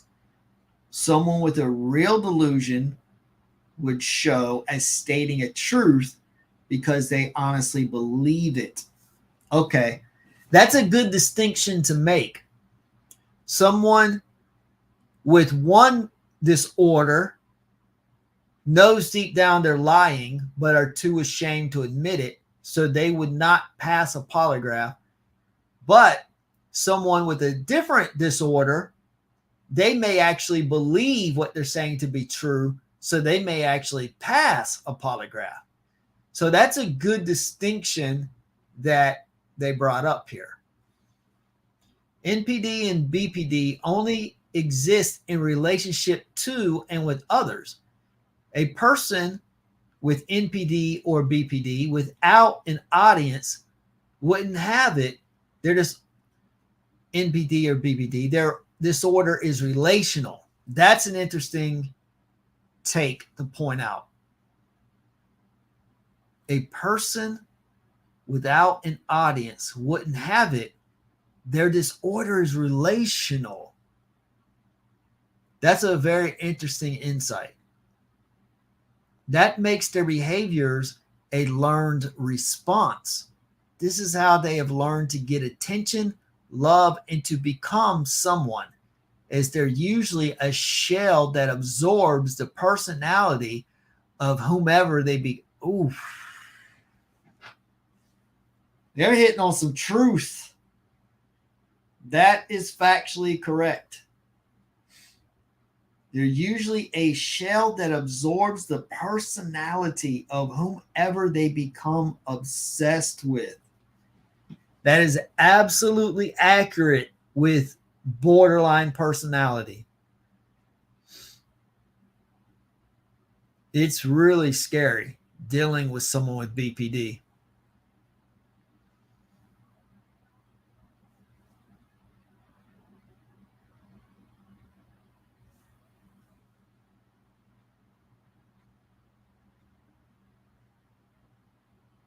What BPDs get, they get someone called their favorite person, and they basically are obsessed with that favorite person. So if you are, in fact, Mighty Mouse here said that, okay, Mighty Mouse, can you tell me your gender? Are you male or female? Can you tell me that? Or do you really, or is there a reason, or do you just not want to say? The reason is because I want to refer to some of the things you're saying, and I don't know whether to refer to you as him or her. Because he said you had a stalker. So I don't know if you're a female and had a male stalker, or if you're a male and had a female stalker, but that's going to come into play here. That's why I can.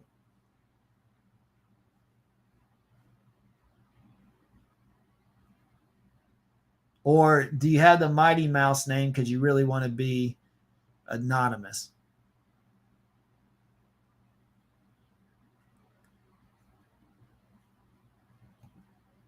Yep. That's it. I really was. It wasn't like I was like, hey, she's got borderline, so, you know, she needs to do this to treat it. I wasn't saying anything like that. Like I said, regardless of which disorder she has, she needs professional help. You get professional help, then they'll be able to specify what kind of treatment to get. So as long as what I was saying was not like altering, you know, the road to their recovery, I don't really think it's that big of a deal. A lot of borderlines were on my video getting upset with me because they're saying, I have borderline and I don't act like that. I wasn't saying every borderline acts like that. But what I am saying are stalkers that act like Martha and Alex Forrest on Fatal Attraction, they are borderline.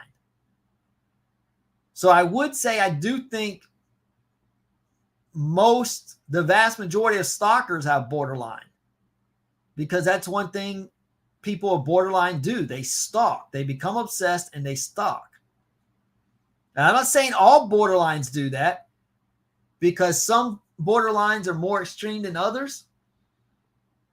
And then some borderlines may be in a relationship with their favorite person, so they don't need to stalk them. But let their favorite person cut ties with them, they're most likely going to stalk them.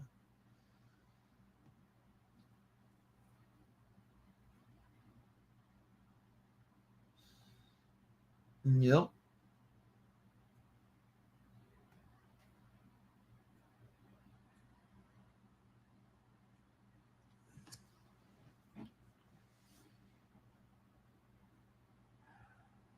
Yep. She wasn't named.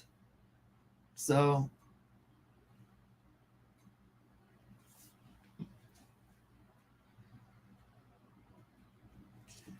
Mighty Mouse, I wanted to ask if you think your stalker had BPD, had borderline personality disorder. Do you know what borderline personality disorder is? Susan says she's a therapist. Unless this is Fiona lying to me. Susan, you're not Fiona, are you? Susan, do you think Martha had BPD, borderline personality disorder? I'm assuming you watched Baby Reindeer. I'm assuming everyone here has already watched Baby Reindeer.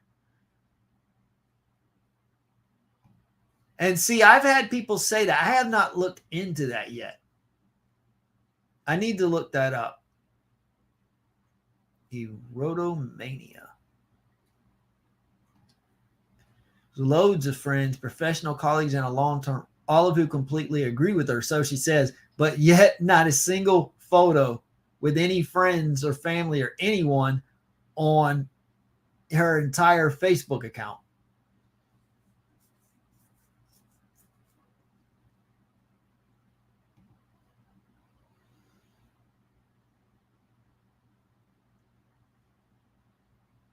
Histrionic personality disorder too.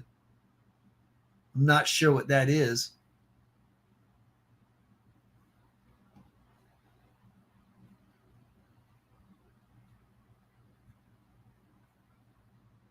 See, I've never heard of this, of how do you pronounce that? Erotomania? You know, I mispronounce words all the time, so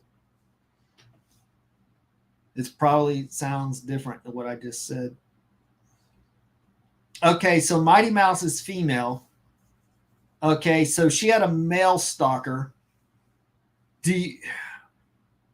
Let me ask Susan this. Susan, I'm assuming that you are familiar with BPD, borderline personality disorder, and narcissistic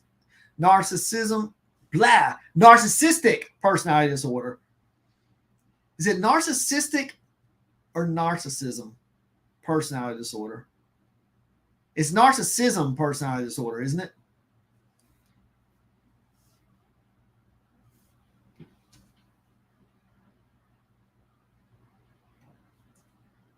Yeah, I do think some people do. Yeah, they use personality disorders to justify their behavior. I agree. Whoa. Wow. A female stalker? Was it just like someone who wanted to be like a best friend? It wasn't a romantic interest, was it?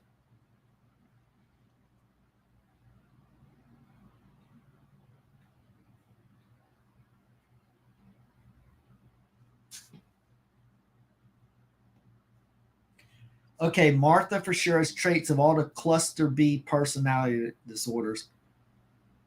Okay, how many personality disorders fall into the cluster B category? Because I'm not even familiar with that. I'll look into it though, just so I have a little bit more detail when I talk about stuff on my videos. I'm always trying to look stuff up and gather more information. I try to be accurate when I talk about things.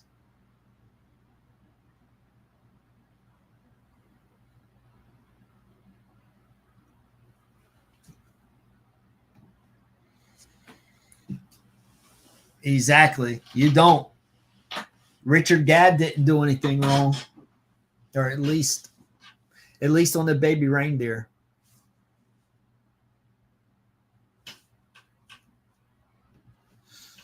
Right. But this is what I've noticed, and this is why I was asking Susan if she's familiar, if this is something that she specializes in or not. Typically, women have borderline personality disorder and men have narcissistic personality disorder. Not always, of course. Of course, it crosses genders, but I've noticed that the majority of borderlines are female, and the majority of narcissists are male. Even though there's a lot of narcissistic women out there too.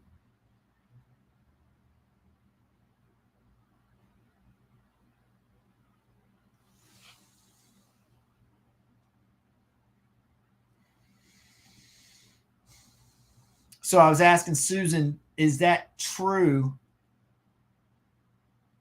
Narcissistic personality disorder. I've noticed, just my observation, it seems more men are NPD and more women are borderline. Is that accurate, or would you not agree with that?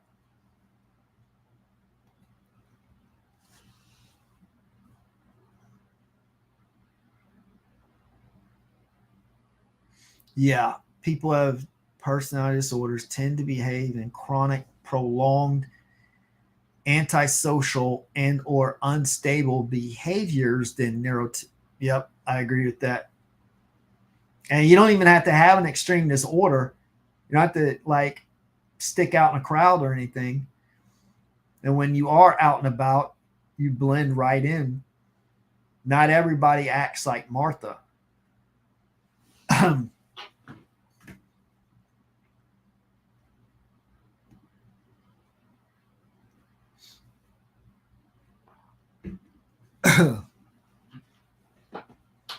Yep.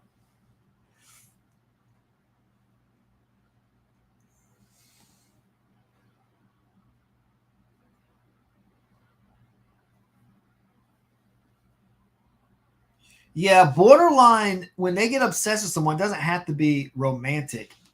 It could just be a friend. But boy, if it is romantic, it's really intense.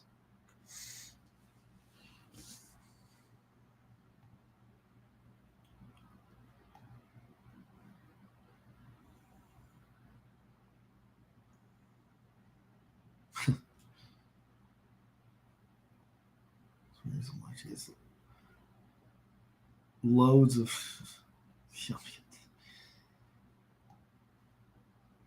four.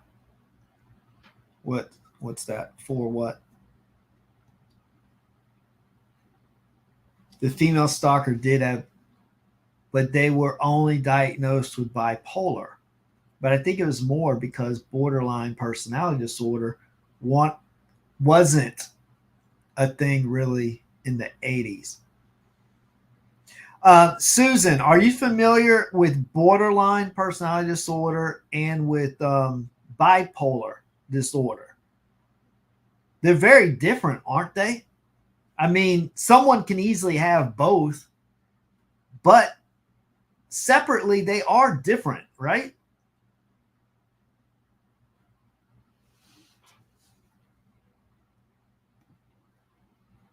Okay, when you said four, okay, you must be talking about how many disorders are in that, what'd you say, cluster B?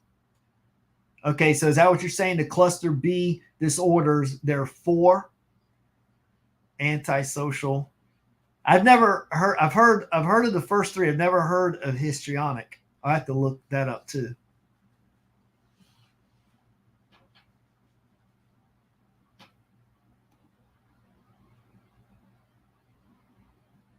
Okay. Now, what's the difference between borderline and bipolar?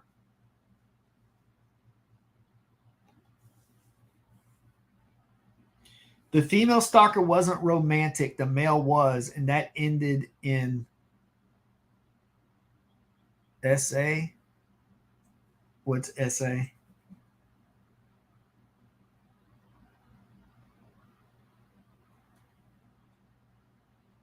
Oh, okay, I got it. Never mind. I know what SA is now. Assault. Okay. At first, I thought you meant San Antonio. That it ended in San Antonio. That I couldn't.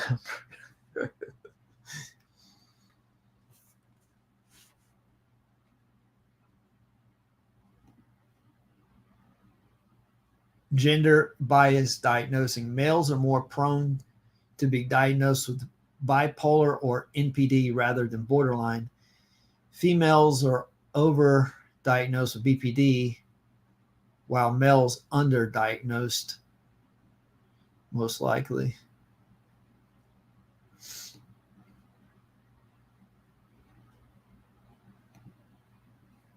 Okay.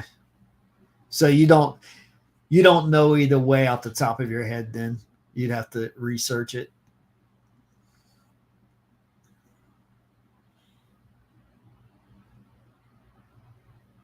Is that true, Susan, that bipolar is a form of depression?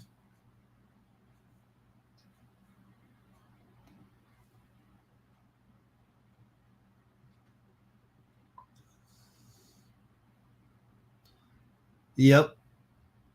That's going to be someone's borderline. I can almost guarantee it.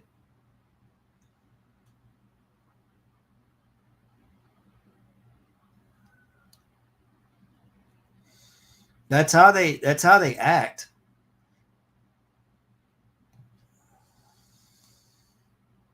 Right.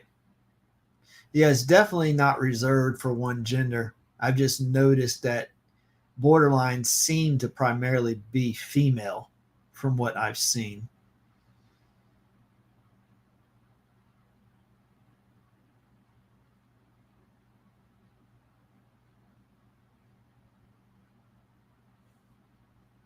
Yep. And then someone with borderline, when they like you, then oh, you're oh so good. And when they don't like you or are mad at you, you're terrible. You're the worst person in the world.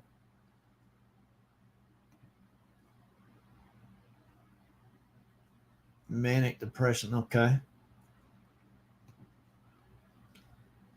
Bipolar has a mix of depression and phases of mania. BPD is a constant roller coaster of unstable mood swings, paranoia, attachment disorder type behaviors, obsessiveness.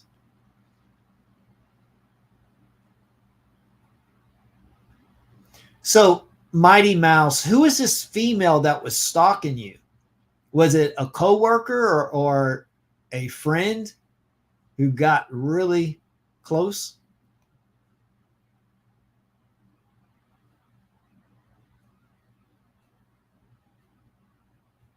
Oh man. It's a family member. I never thought of that. Could you be stalked by a family member? Can you say, was it a cousin? Like a distant cousin or something? Not a close relative, right?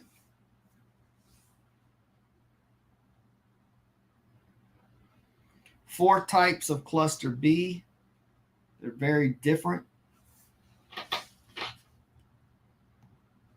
Okay, so borderline and bipolar are very different. That's what I thought, even though somebody can't have both, but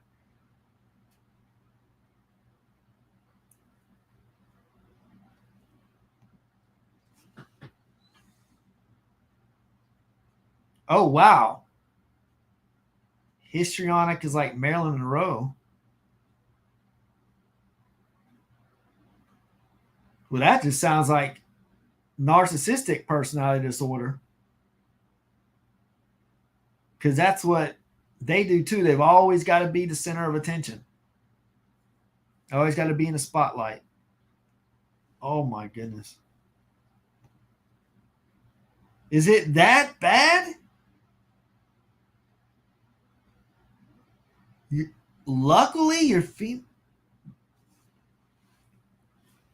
saying you're glad that she's deceased?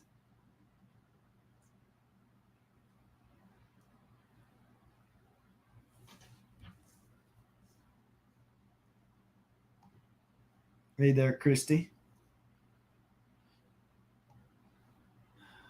Yeah, bipolar, like they just pointed out, is a form of depression.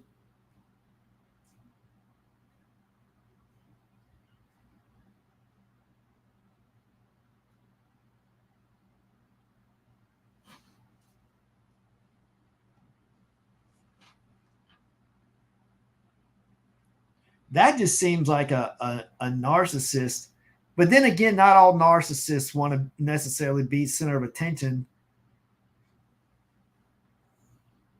because there's two types of narcissists, and one of them does like attention. The other, one of them is like blatant in your face, like you can easily identify, and then I think it's the overt ones that are more subtle with it.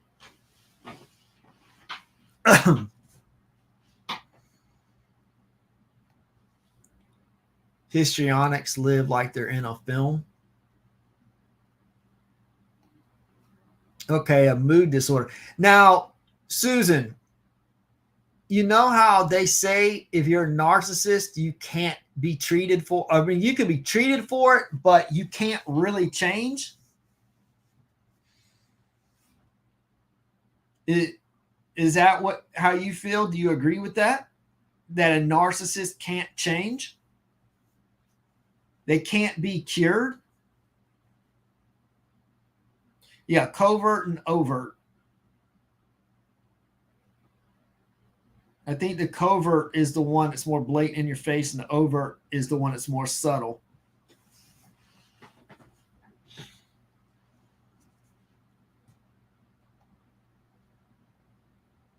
Okay, so let me ask this. Can someone with bipolar, can they be cured of that? Or are they stuck with it for the rest of their life? For their whole life?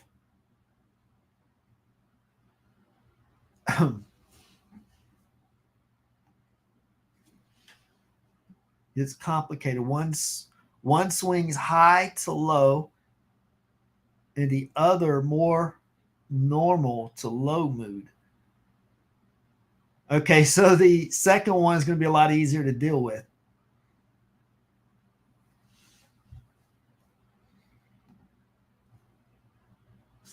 Are you talking about the narcissist or the bipolar?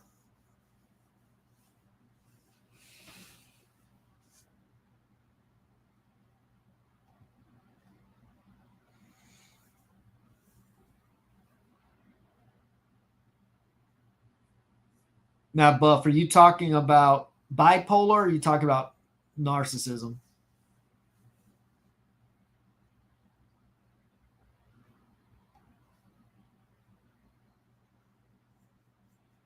That could be true in some cases.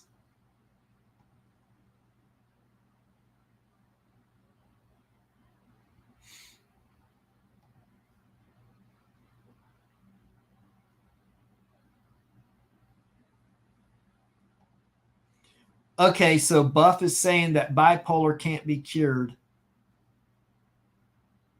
only controlled by medication.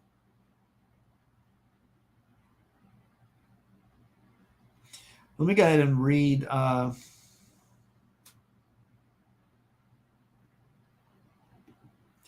some more of this. Where was I when I left off here?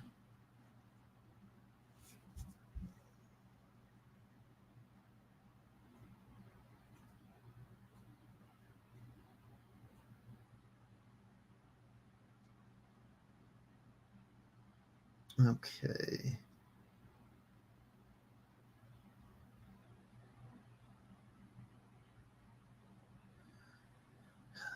MPD and BPD only exist in relationship to with others. A person without an audience wouldn't have it. That makes their behaviors a learned response. This is how they've learned to get love and become someone.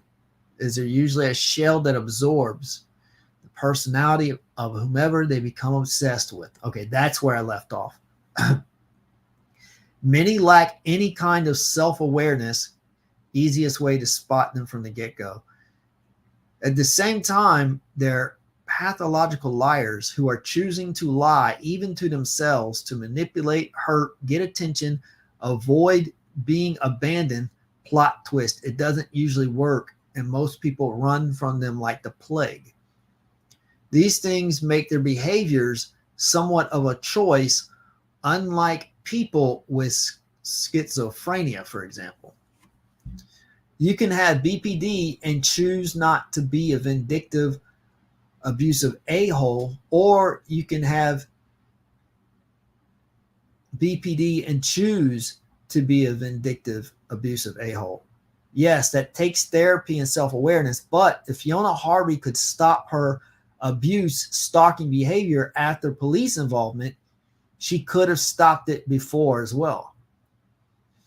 So basically, for them to make the choice to stop abusive, stop stalking you, trying to get revenge because you don't want to have any kind of relationship with them, etc., they need to be presented with something that terrifies them more than being abandoned.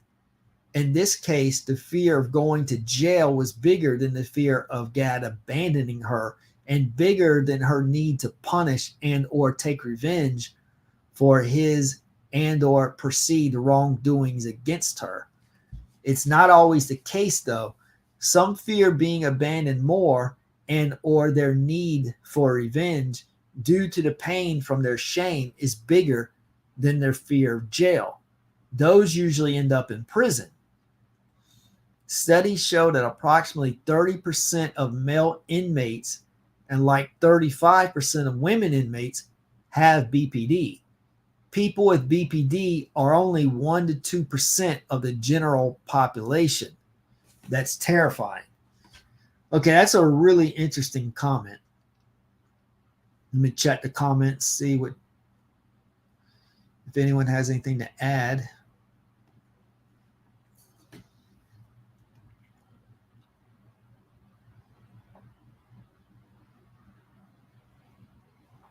Yeah.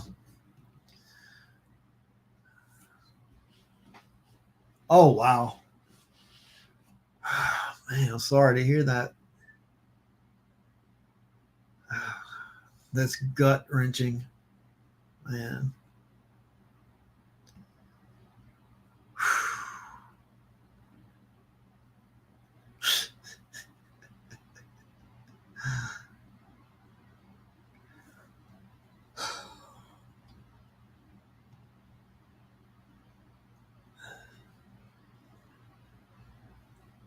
Disability. Yeah, I don't have any idea.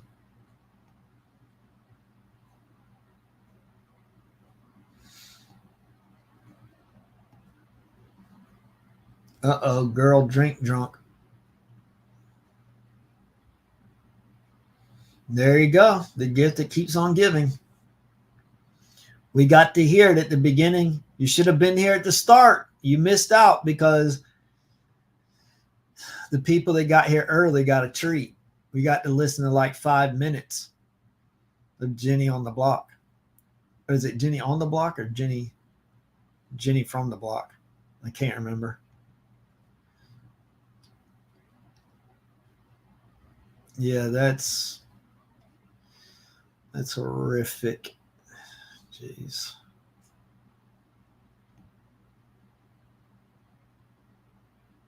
Yes.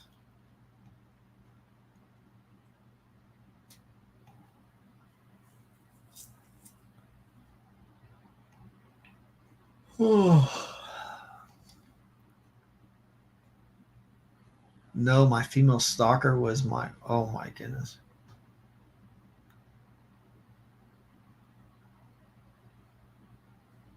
Wow. Your mother?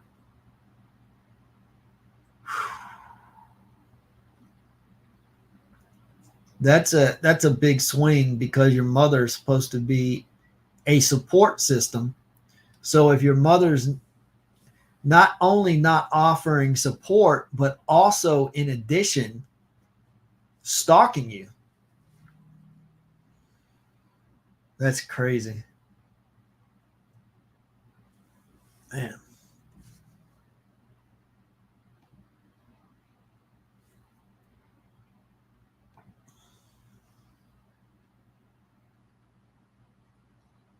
Wow, you talking about your mom?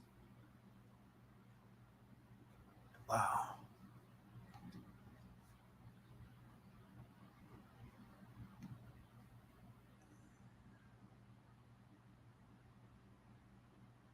Wow.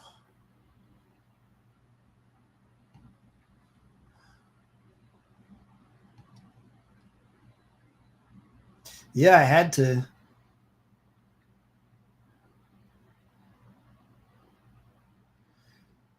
Yep. He's a player.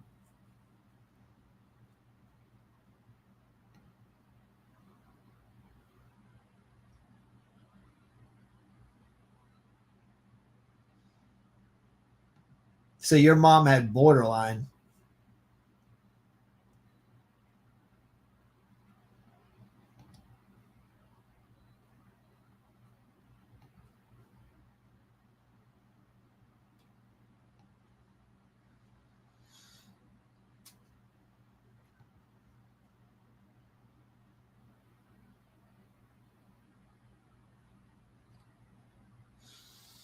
Let me go ahead and read some more. See if anything else interesting from here.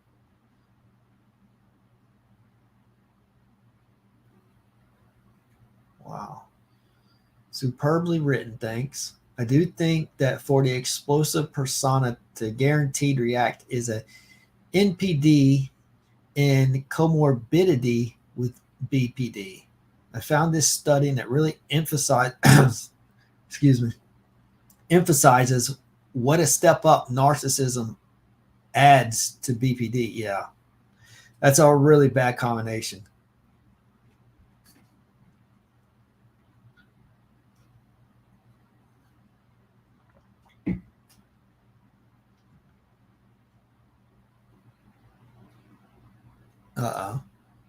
I've linked this on the sub before, and then I quoted a different part than I will do to you, and I just realized it's a compact horror read. I'm a little bit triggered and probably won't make it past my BPD NP histrionic neighbor today.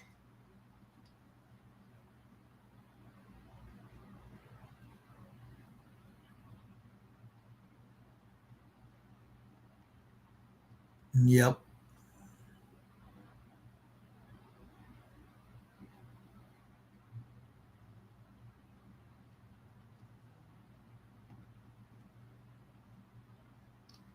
Okay, why did it jump to the top? So now I don't know. Okay. See, I think that's another reason why Reddit is a bit confusing to me. Yeah, there's around 30% of people with BPD who are on the lower end of the spectrum. Do therapy, become self-aware, and are not vindictive, abusive a-holes. I wish they were separated into different diagnoses, or at least by numbers like they do with ASD. It's horrible that they're lumped in with the ones like AH and FH. Okay, who's AH? Did I just miss? I know we're talking about Fiona Harvey. Who's AH? Oh, Amber Heard. Okay. My girlfriend was diagnosed with BPD over 6 years ago. She's had her struggles, but she isn't and wasn't anything like people describe BPD to be like. She's had a lot of therapy throughout her life and is self-aware of her difficulties. Genuinely, she is a good person. You're right. Like any disorder, BPD is on a spectrum and manifests differently in each respective individual. Some people with BPD are really bad and some aren't, and some are actually great. It's time everyone started looking at the disorder in a nuanced way instead of generalizing so harshly. It would be deemed wrong to say all of those with autism are abusive. Why doesn't this apply to BPD too?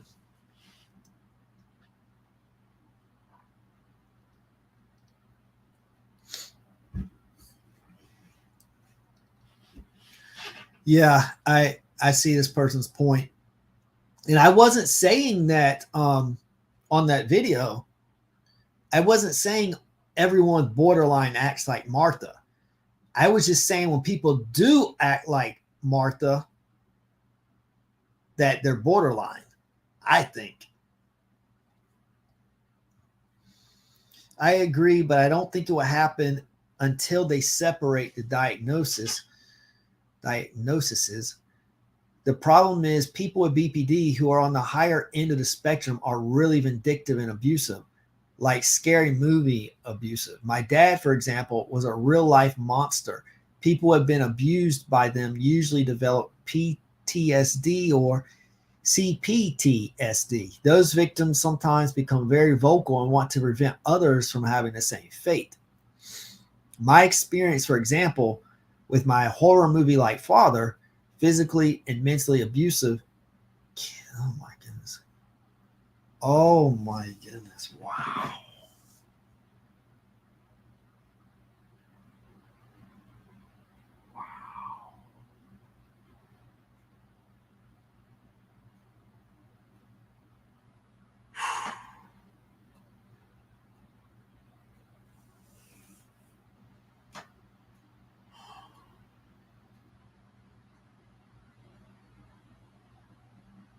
Man, that shook me to the core just now.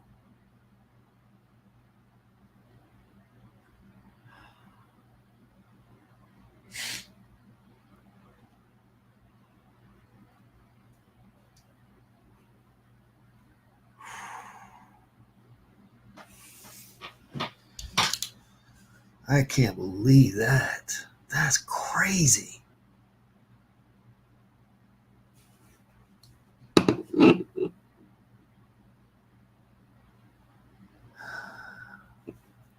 His father killed himself in front of him. Wow.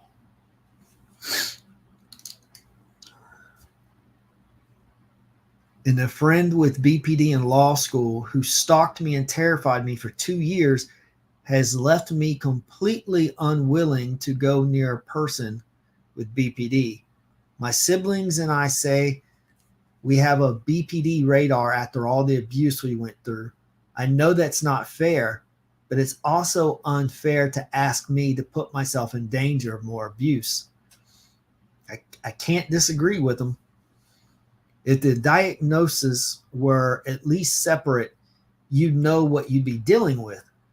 I'd still be very, very cautious, but I'd be willing to give people on the lower end of the spectrum the benefit of the doubt. I hope that makes sense. Yeah, that does make sense. Wow, I can't believe this. Man, I wish I had a name so I could say him or her. But yeah, whoever they are, their father killed himself in front of. Wow. After years of abuse, it's like, in a way, almost it's like a power play. Like, this is going to traumatize you for life. Me killing myself in front of you is going to be traumatic, and you're going to have to endure this for the rest of your life. Sounds like they're narcissists as well, because they always want you to remember them. Never forget me. So this is how I can ensure that. Wow. Man, that's crazy. Let me check the comments. Oh my goodness.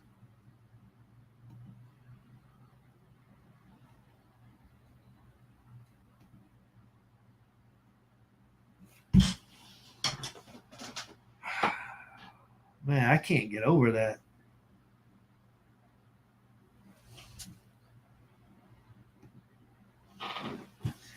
Now that'd be a plot twist. Fiona turns out to be a paralegal, not a lawyer. I was a paralegal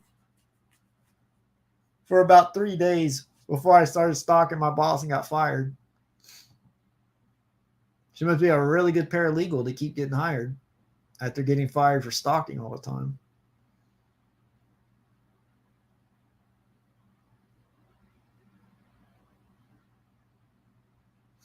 Now, what do you mean, luckily you're autistic, that saved you? How did that save you, being autistic in that situation?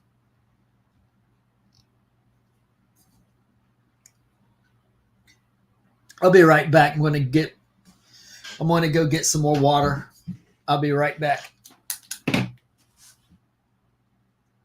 So Mighty Mouse, answer that question, and I'll check it when I get right back.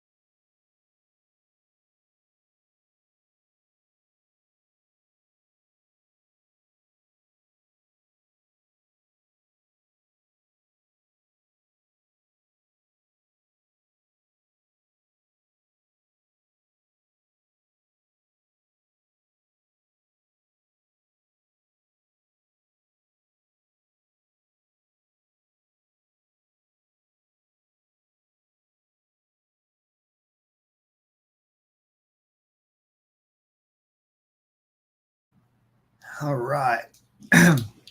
Let's see. Did Mighty Mouse write me back? Let's see. Now I forgot what I asked. Oh, yeah. How did autism help? That's what it was.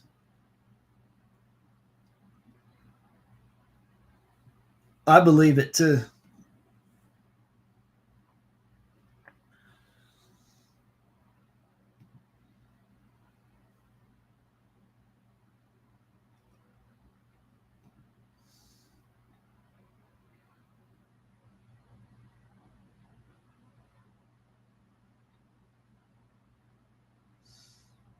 Yep.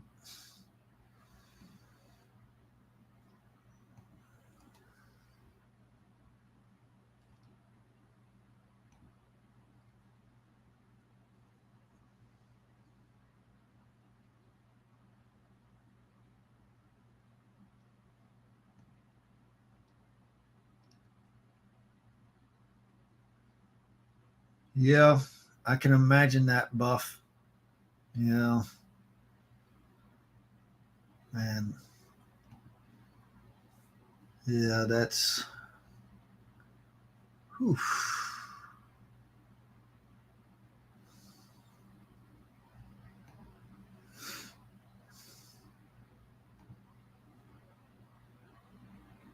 Yep, I just took my water break. Nah, he's still in the video. You can just go look at the video and see him anytime you want. He hasn't made any new appearances. Maybe he will on a future video.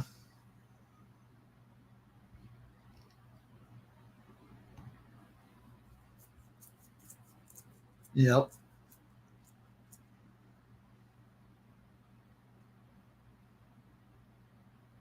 Yeah, I think that even if Baby Reindeer was totally fiction, it still would have been really good. There's plenty of fictional movies that are really good. Uh-oh.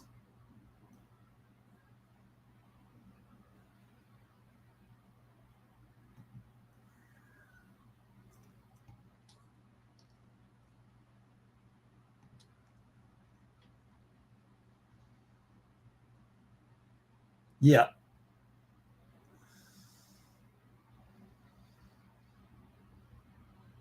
Even Martha, as bad as some of the things she did, still came out a somewhat sympathetic character. Yeah, she got what she deserved. She went to jail, but even in that, I think most viewers still felt for her.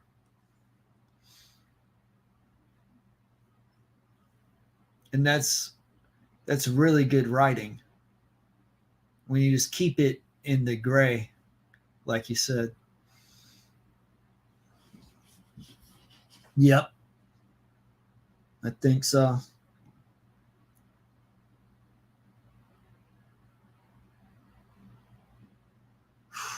Man. Yeah, that's crazy. What, Buff? You got a lot of female stalkers? Buff, why do you have so many females stalking you? Well, I guess it's in his name. He's Buff. So that's why Buff has a lot of stalkers, I guess.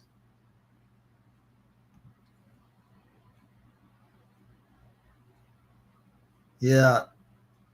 Unfortunately, that's usually what happens. Is the more you try to help, the worse it gets.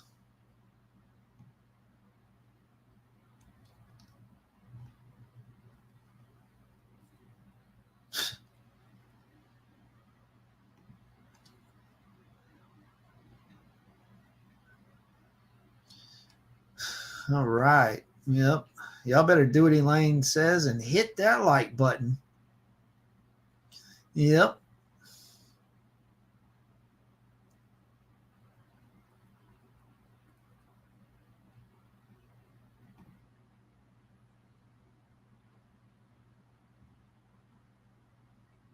Yep.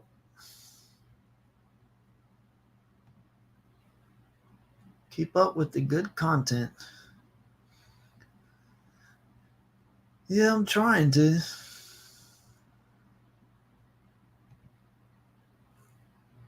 Smash the like button, everyone. Smash it.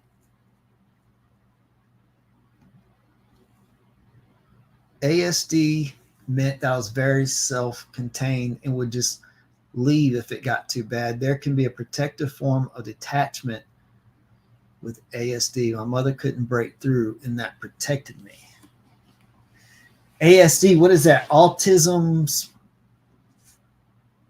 What is that? What's ASD? Autism something?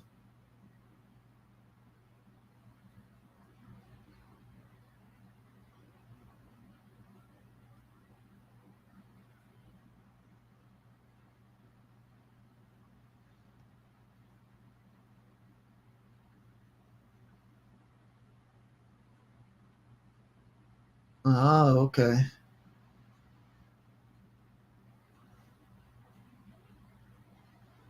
Autistic spectrum disorder. Okay.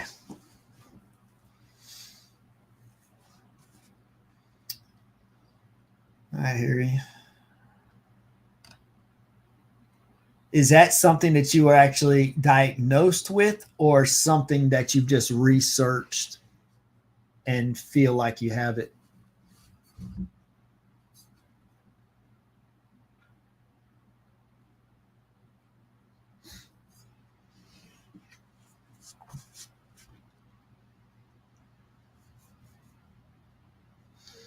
Go ahead and check out some more of these comments here. I thought there were more comments than this. See, I opened a thread, and now it's hard to navigate. That's what I was saying. I don't like the setup of Reddit. I just like to be able to open a comment, scroll down, and once I pass that thread, then it just continues on to the next thread. See full discussion. Let me see what's that look like. Okay. All right.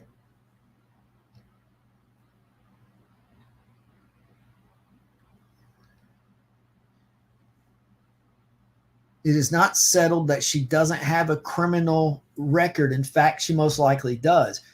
You are taking her at face value when she claims to not have. Exactly.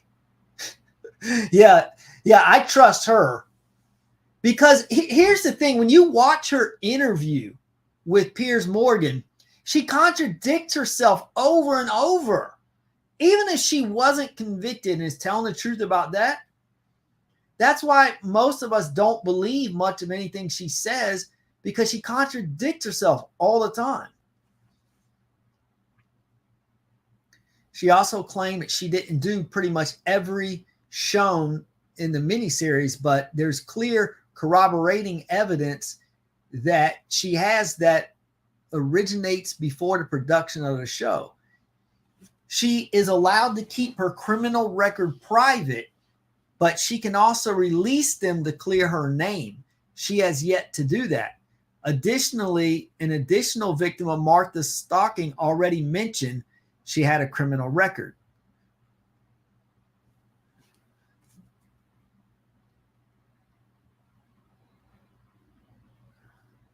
I feel like you're hitting on the substance here. Semantics should not constitute law. Defamation will be a much lighter crime than stalking. A person that is just saying words about you is nowhere near a person that is causing you to live in fear and anxiety created by that person because of what they are physically doing to you. There are two separate, these are two separate actions, especially in this case where someone created a TV show and told their story. She was physically there causing this. Also, in this case, she is mentally unwell. Not a diagnosis, just an observation made. Exactly. You don't have to be a professional to tell something's not right upstairs with her. This should not affect any ruling, as this is not her first rodeo. She had a chance to acknowledge what she caused. She is actively choosing not to. she had a chance to acknowledge what she caused and is actively choosing not to. Through and through, she should have at least been sentenced to a facility for her health. Well, according to that blogger that I looked at yesterday, she was in a mental health facility. I don't have all the detail. I don't know which one, but they said they were a temp at a mental health facility and that Fiona kept calling the front desk trying to talk to her. And she said she was just blown away 20 years later in 2024 when she saw baby Reindeer and saw that Fiona, the one accused of being Martha, is actually the one who kept calling her back in 2004 when she was filling in at the mental health facility. Anyways, that said, more people should tell their stories about how law enforcement failed them. And there should be no shame or embarrassment regarding the fact that someone did something to them that was truly horrendous. If a perp can do it once and get away with it, they'll do it again. And I agree. And that's what I said on the first video I made about this, is that there should be laws in place to protect people. And then a couple commenters are saying that, oh, you need to do your research. There are stalking laws and this and that.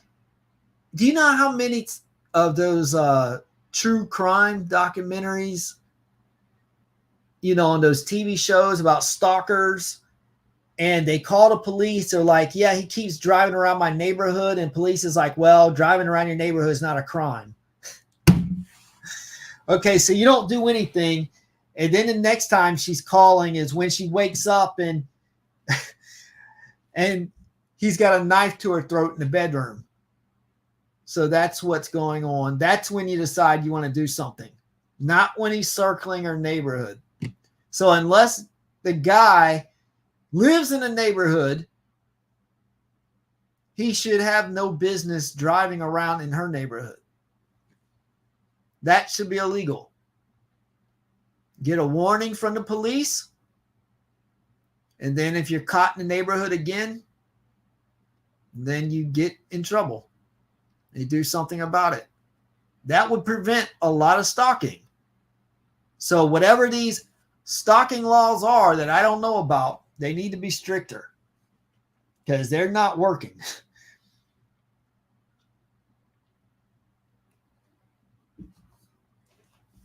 Defamation is so hard to litigate. She'd have to prove it was untrue and cause her some kind of quantifiable harm. Where it gets tricky is that she claims this person isn't her and bears no likeness to her. No one has confirmed it's her. I don't think she had any job prospects prior, and it could be argued she has benefited off claiming it was her. Yeah, that could be true too. At least in the U.S., typically defamation cases have to prove a loss based on the defamation. So the burden of proof would be on the person claiming defamation and to prove they were materially harmed by it, not just emotionally harmed. There is a doctrine in the law called malum in se, I don't know what, which translates to wrong in of itself. Claiming publicly that someone was in jail may rise to that level under English law.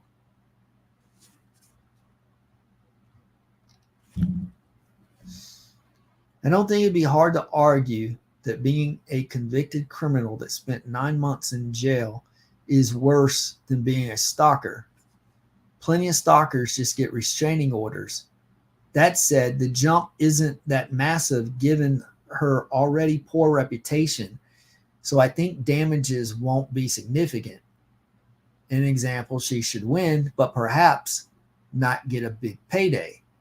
If she spent time in prison before for this or the previous case, I think Netflix are okay. I think Netflix are going to be okay regardless. I really don't think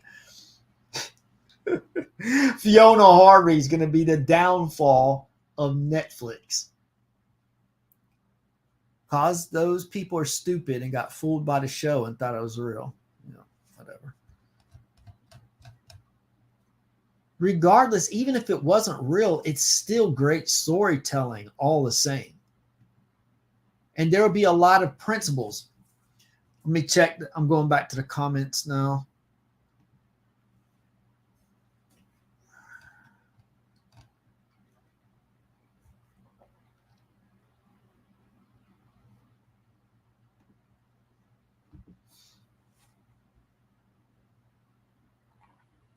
Yep.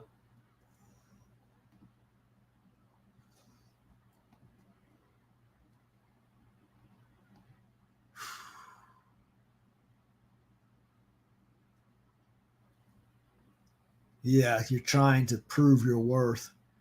So you make everything about yourself.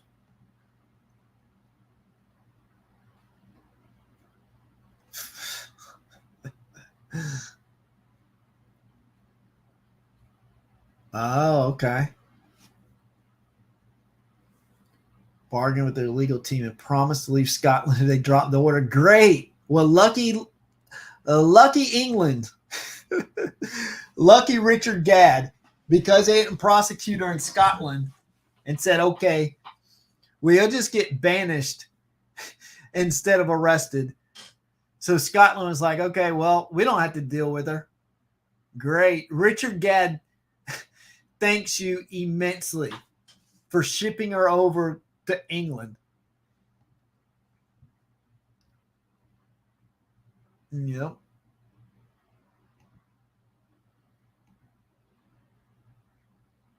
Exactly.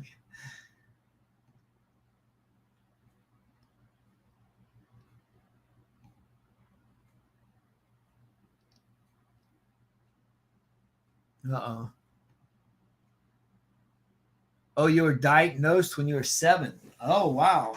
Okay.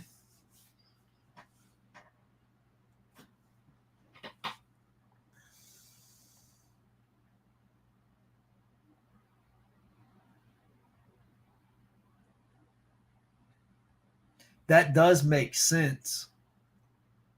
But I mean, I do believe also some people probably are just born with it. Yeah.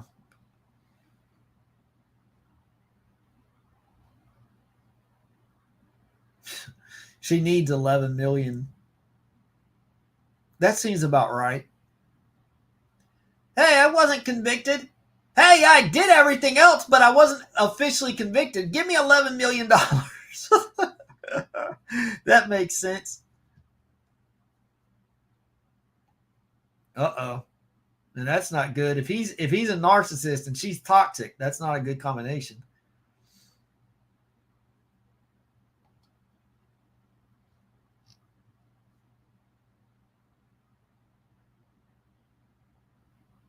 Yep, most likely.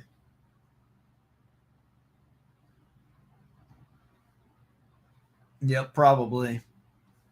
Yep.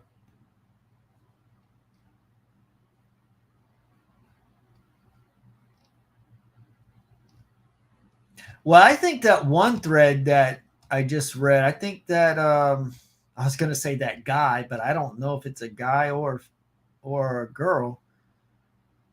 But whoever they are, they left some really insightful comments that I agree with. I don't even remember which one it was. But anyways, I thought that was worthwhile. But it looks like probably a lot of this is just a lot of people just talking and speculating pretty much the same way we are.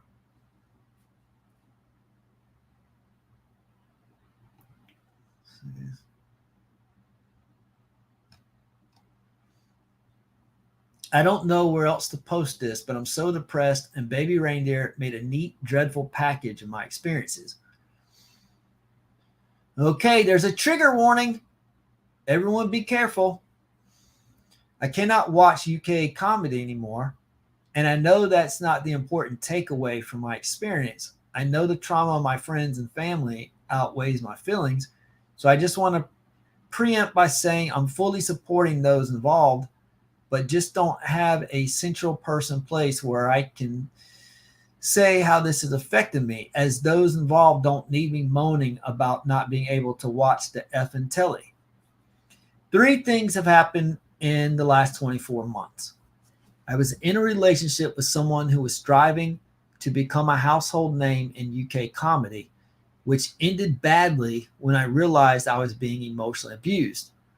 One of my closest friends was involved in outing a well-known comedian who is a disgusting pervert and has given her years of PTSD. And finally, my 70-year-old father was finally able to open up to us about the years of abuse he suffered while at a Catholic boarding school in the 60s/70s. His bravery prompted by shows like this and the Steve Coogan Jimmy Savile program. Savile, how do you pronounce that?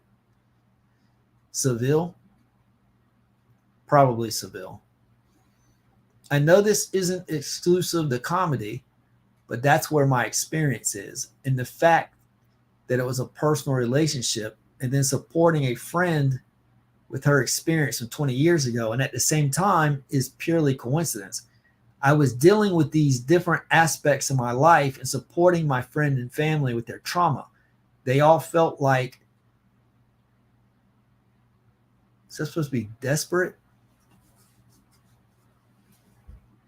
Problems I couldn't reconcile in my mind until watching Baby Reindeer, which has crashed all these horrific things into one succinct package. But it has also made me fully realize that I now cannot stand comedy, not humor. Okay, well, that's not good. You got to get over that. Comedy is supposed to be what helps you feel better.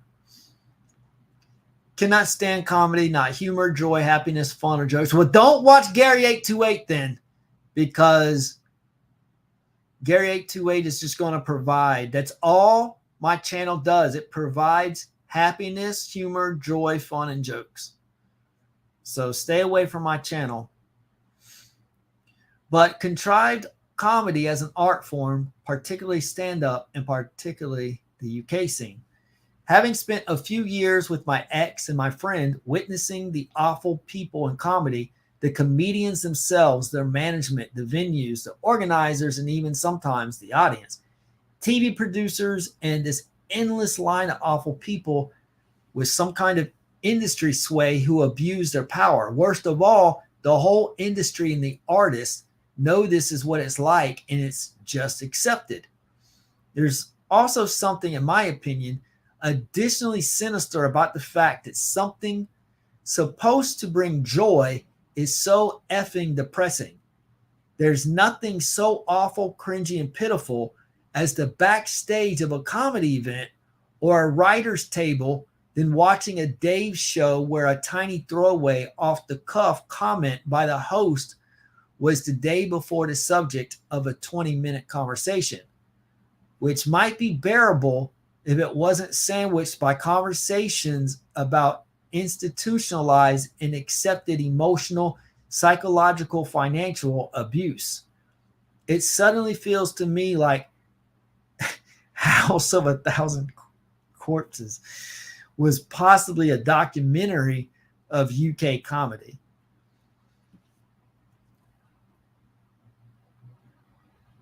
Thanks for reading. Comedians, okay, and some of the comments here. Comedians have always seemed to me to fall into two camps. Buzzy people full of energy that just like making people laugh, or genuinely depressed individuals. I'm sorry you've been dealing with all this. Wishing you and your family the best.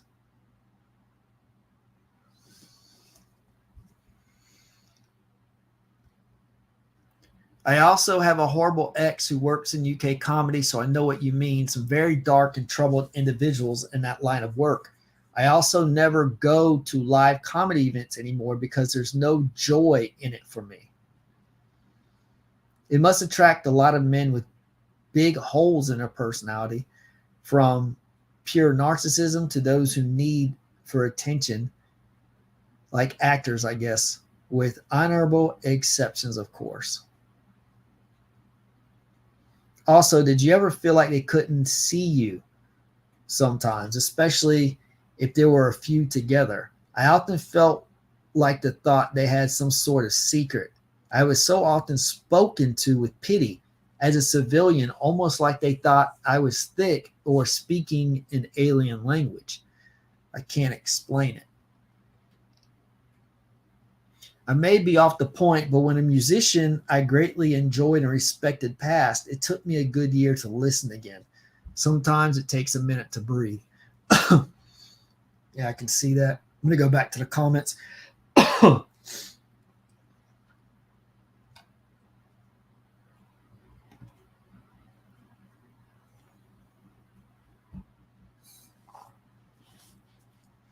J-Lo is an all-time great.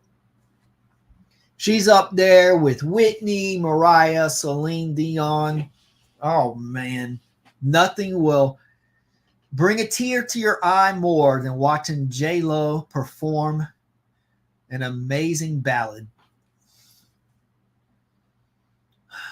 But then she can get funky with bangers like Jenny from the Block. All-time classic. Right up there with You Can't Touch This and Ice Ice Baby.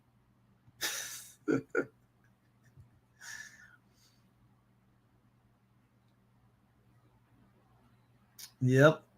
Someone needs to do the remix.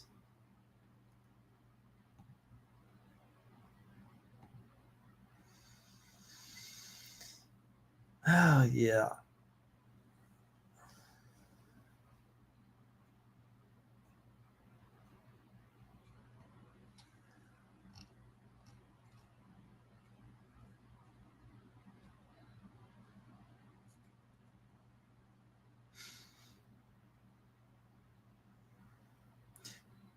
Yeah, I agree. Look up this movie. I'm about to go in a minute because I need to eat because I'm getting a little lightheaded. That's why I was reading kind of slow. But I want to recommend this movie to some of you, or especially Mighty Mouse.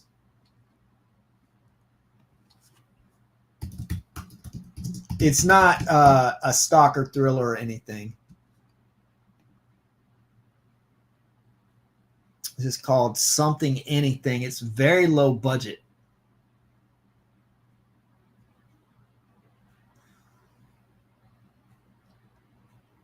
But I really like the concept of this movie.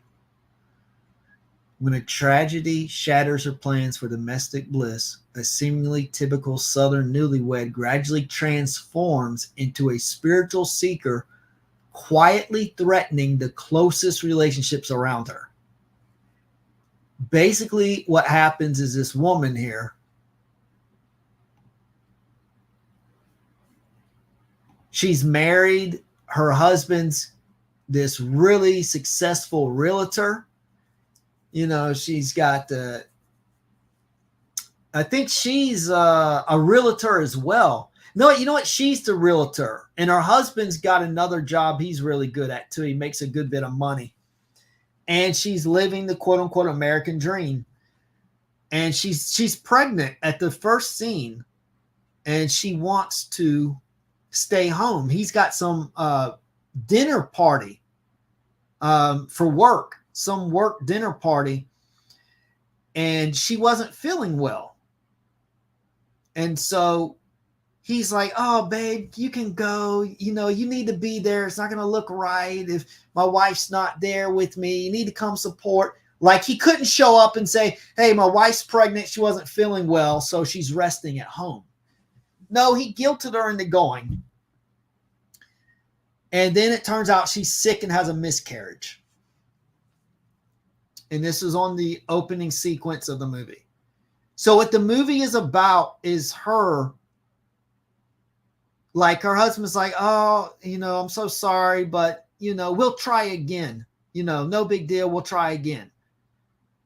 And she was just, it really changed her whole focus of life. And she started noticing how her husband was focused on just external success. And he wasn't just really paying attention to what she was dealing with as a mother and as a woman. And it just got her thinking, and she ends up separating from him and just thinking about reevaluating her life and what's important and what's not. And it's just about her changing and shifting her focus away from materialism and success, and then how her whole group, her whole social circle, they didn't embrace this new change. They started alienating her. And it's just about, and so the whole movie is about how she gradually changes from external success and those kinds of goals into like digging deep and spiritually discovering what's much more important. I just think it's really well written. It's very well executed. And I'm critical of stuff. So like this had good acting. I thought it was interesting, but if you're in the fast-paced like action movies, this movie would not be for you. But like Mighty Mouse was talking about how nuanced Baby Reindeer is, this is actually very nuanced as well. And I think there's so many people out there that could relate to it, especially women.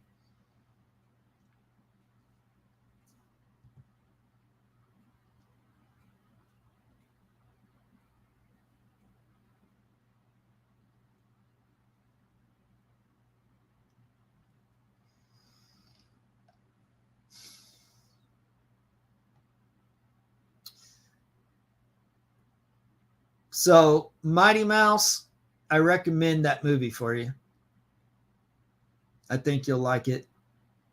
And if anyone else here might think it's interesting as well.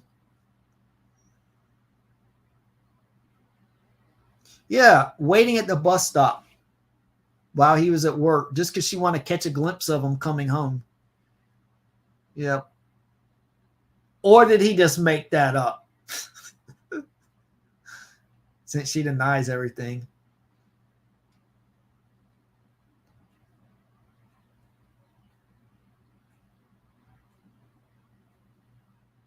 Yep.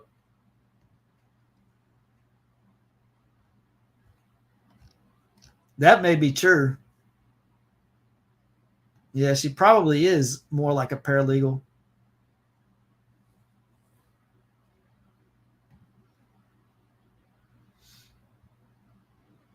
Are you talking about that movie? If you watch it, nah, it won't traumatize you.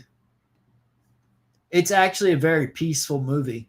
As she's going through the change, it's a very quiet movie.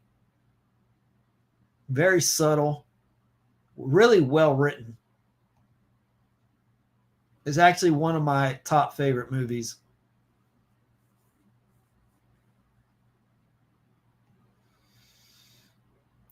Invisible Ray.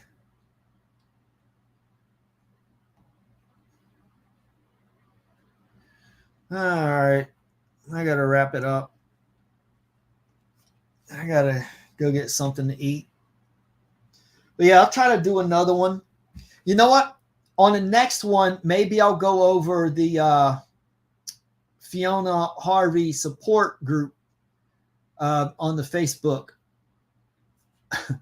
Maybe I'll pull that out. Pull that up, I mean. Yeah, I really need to eat. So maybe I can do that one on next time. And I'll try to do another video soon too.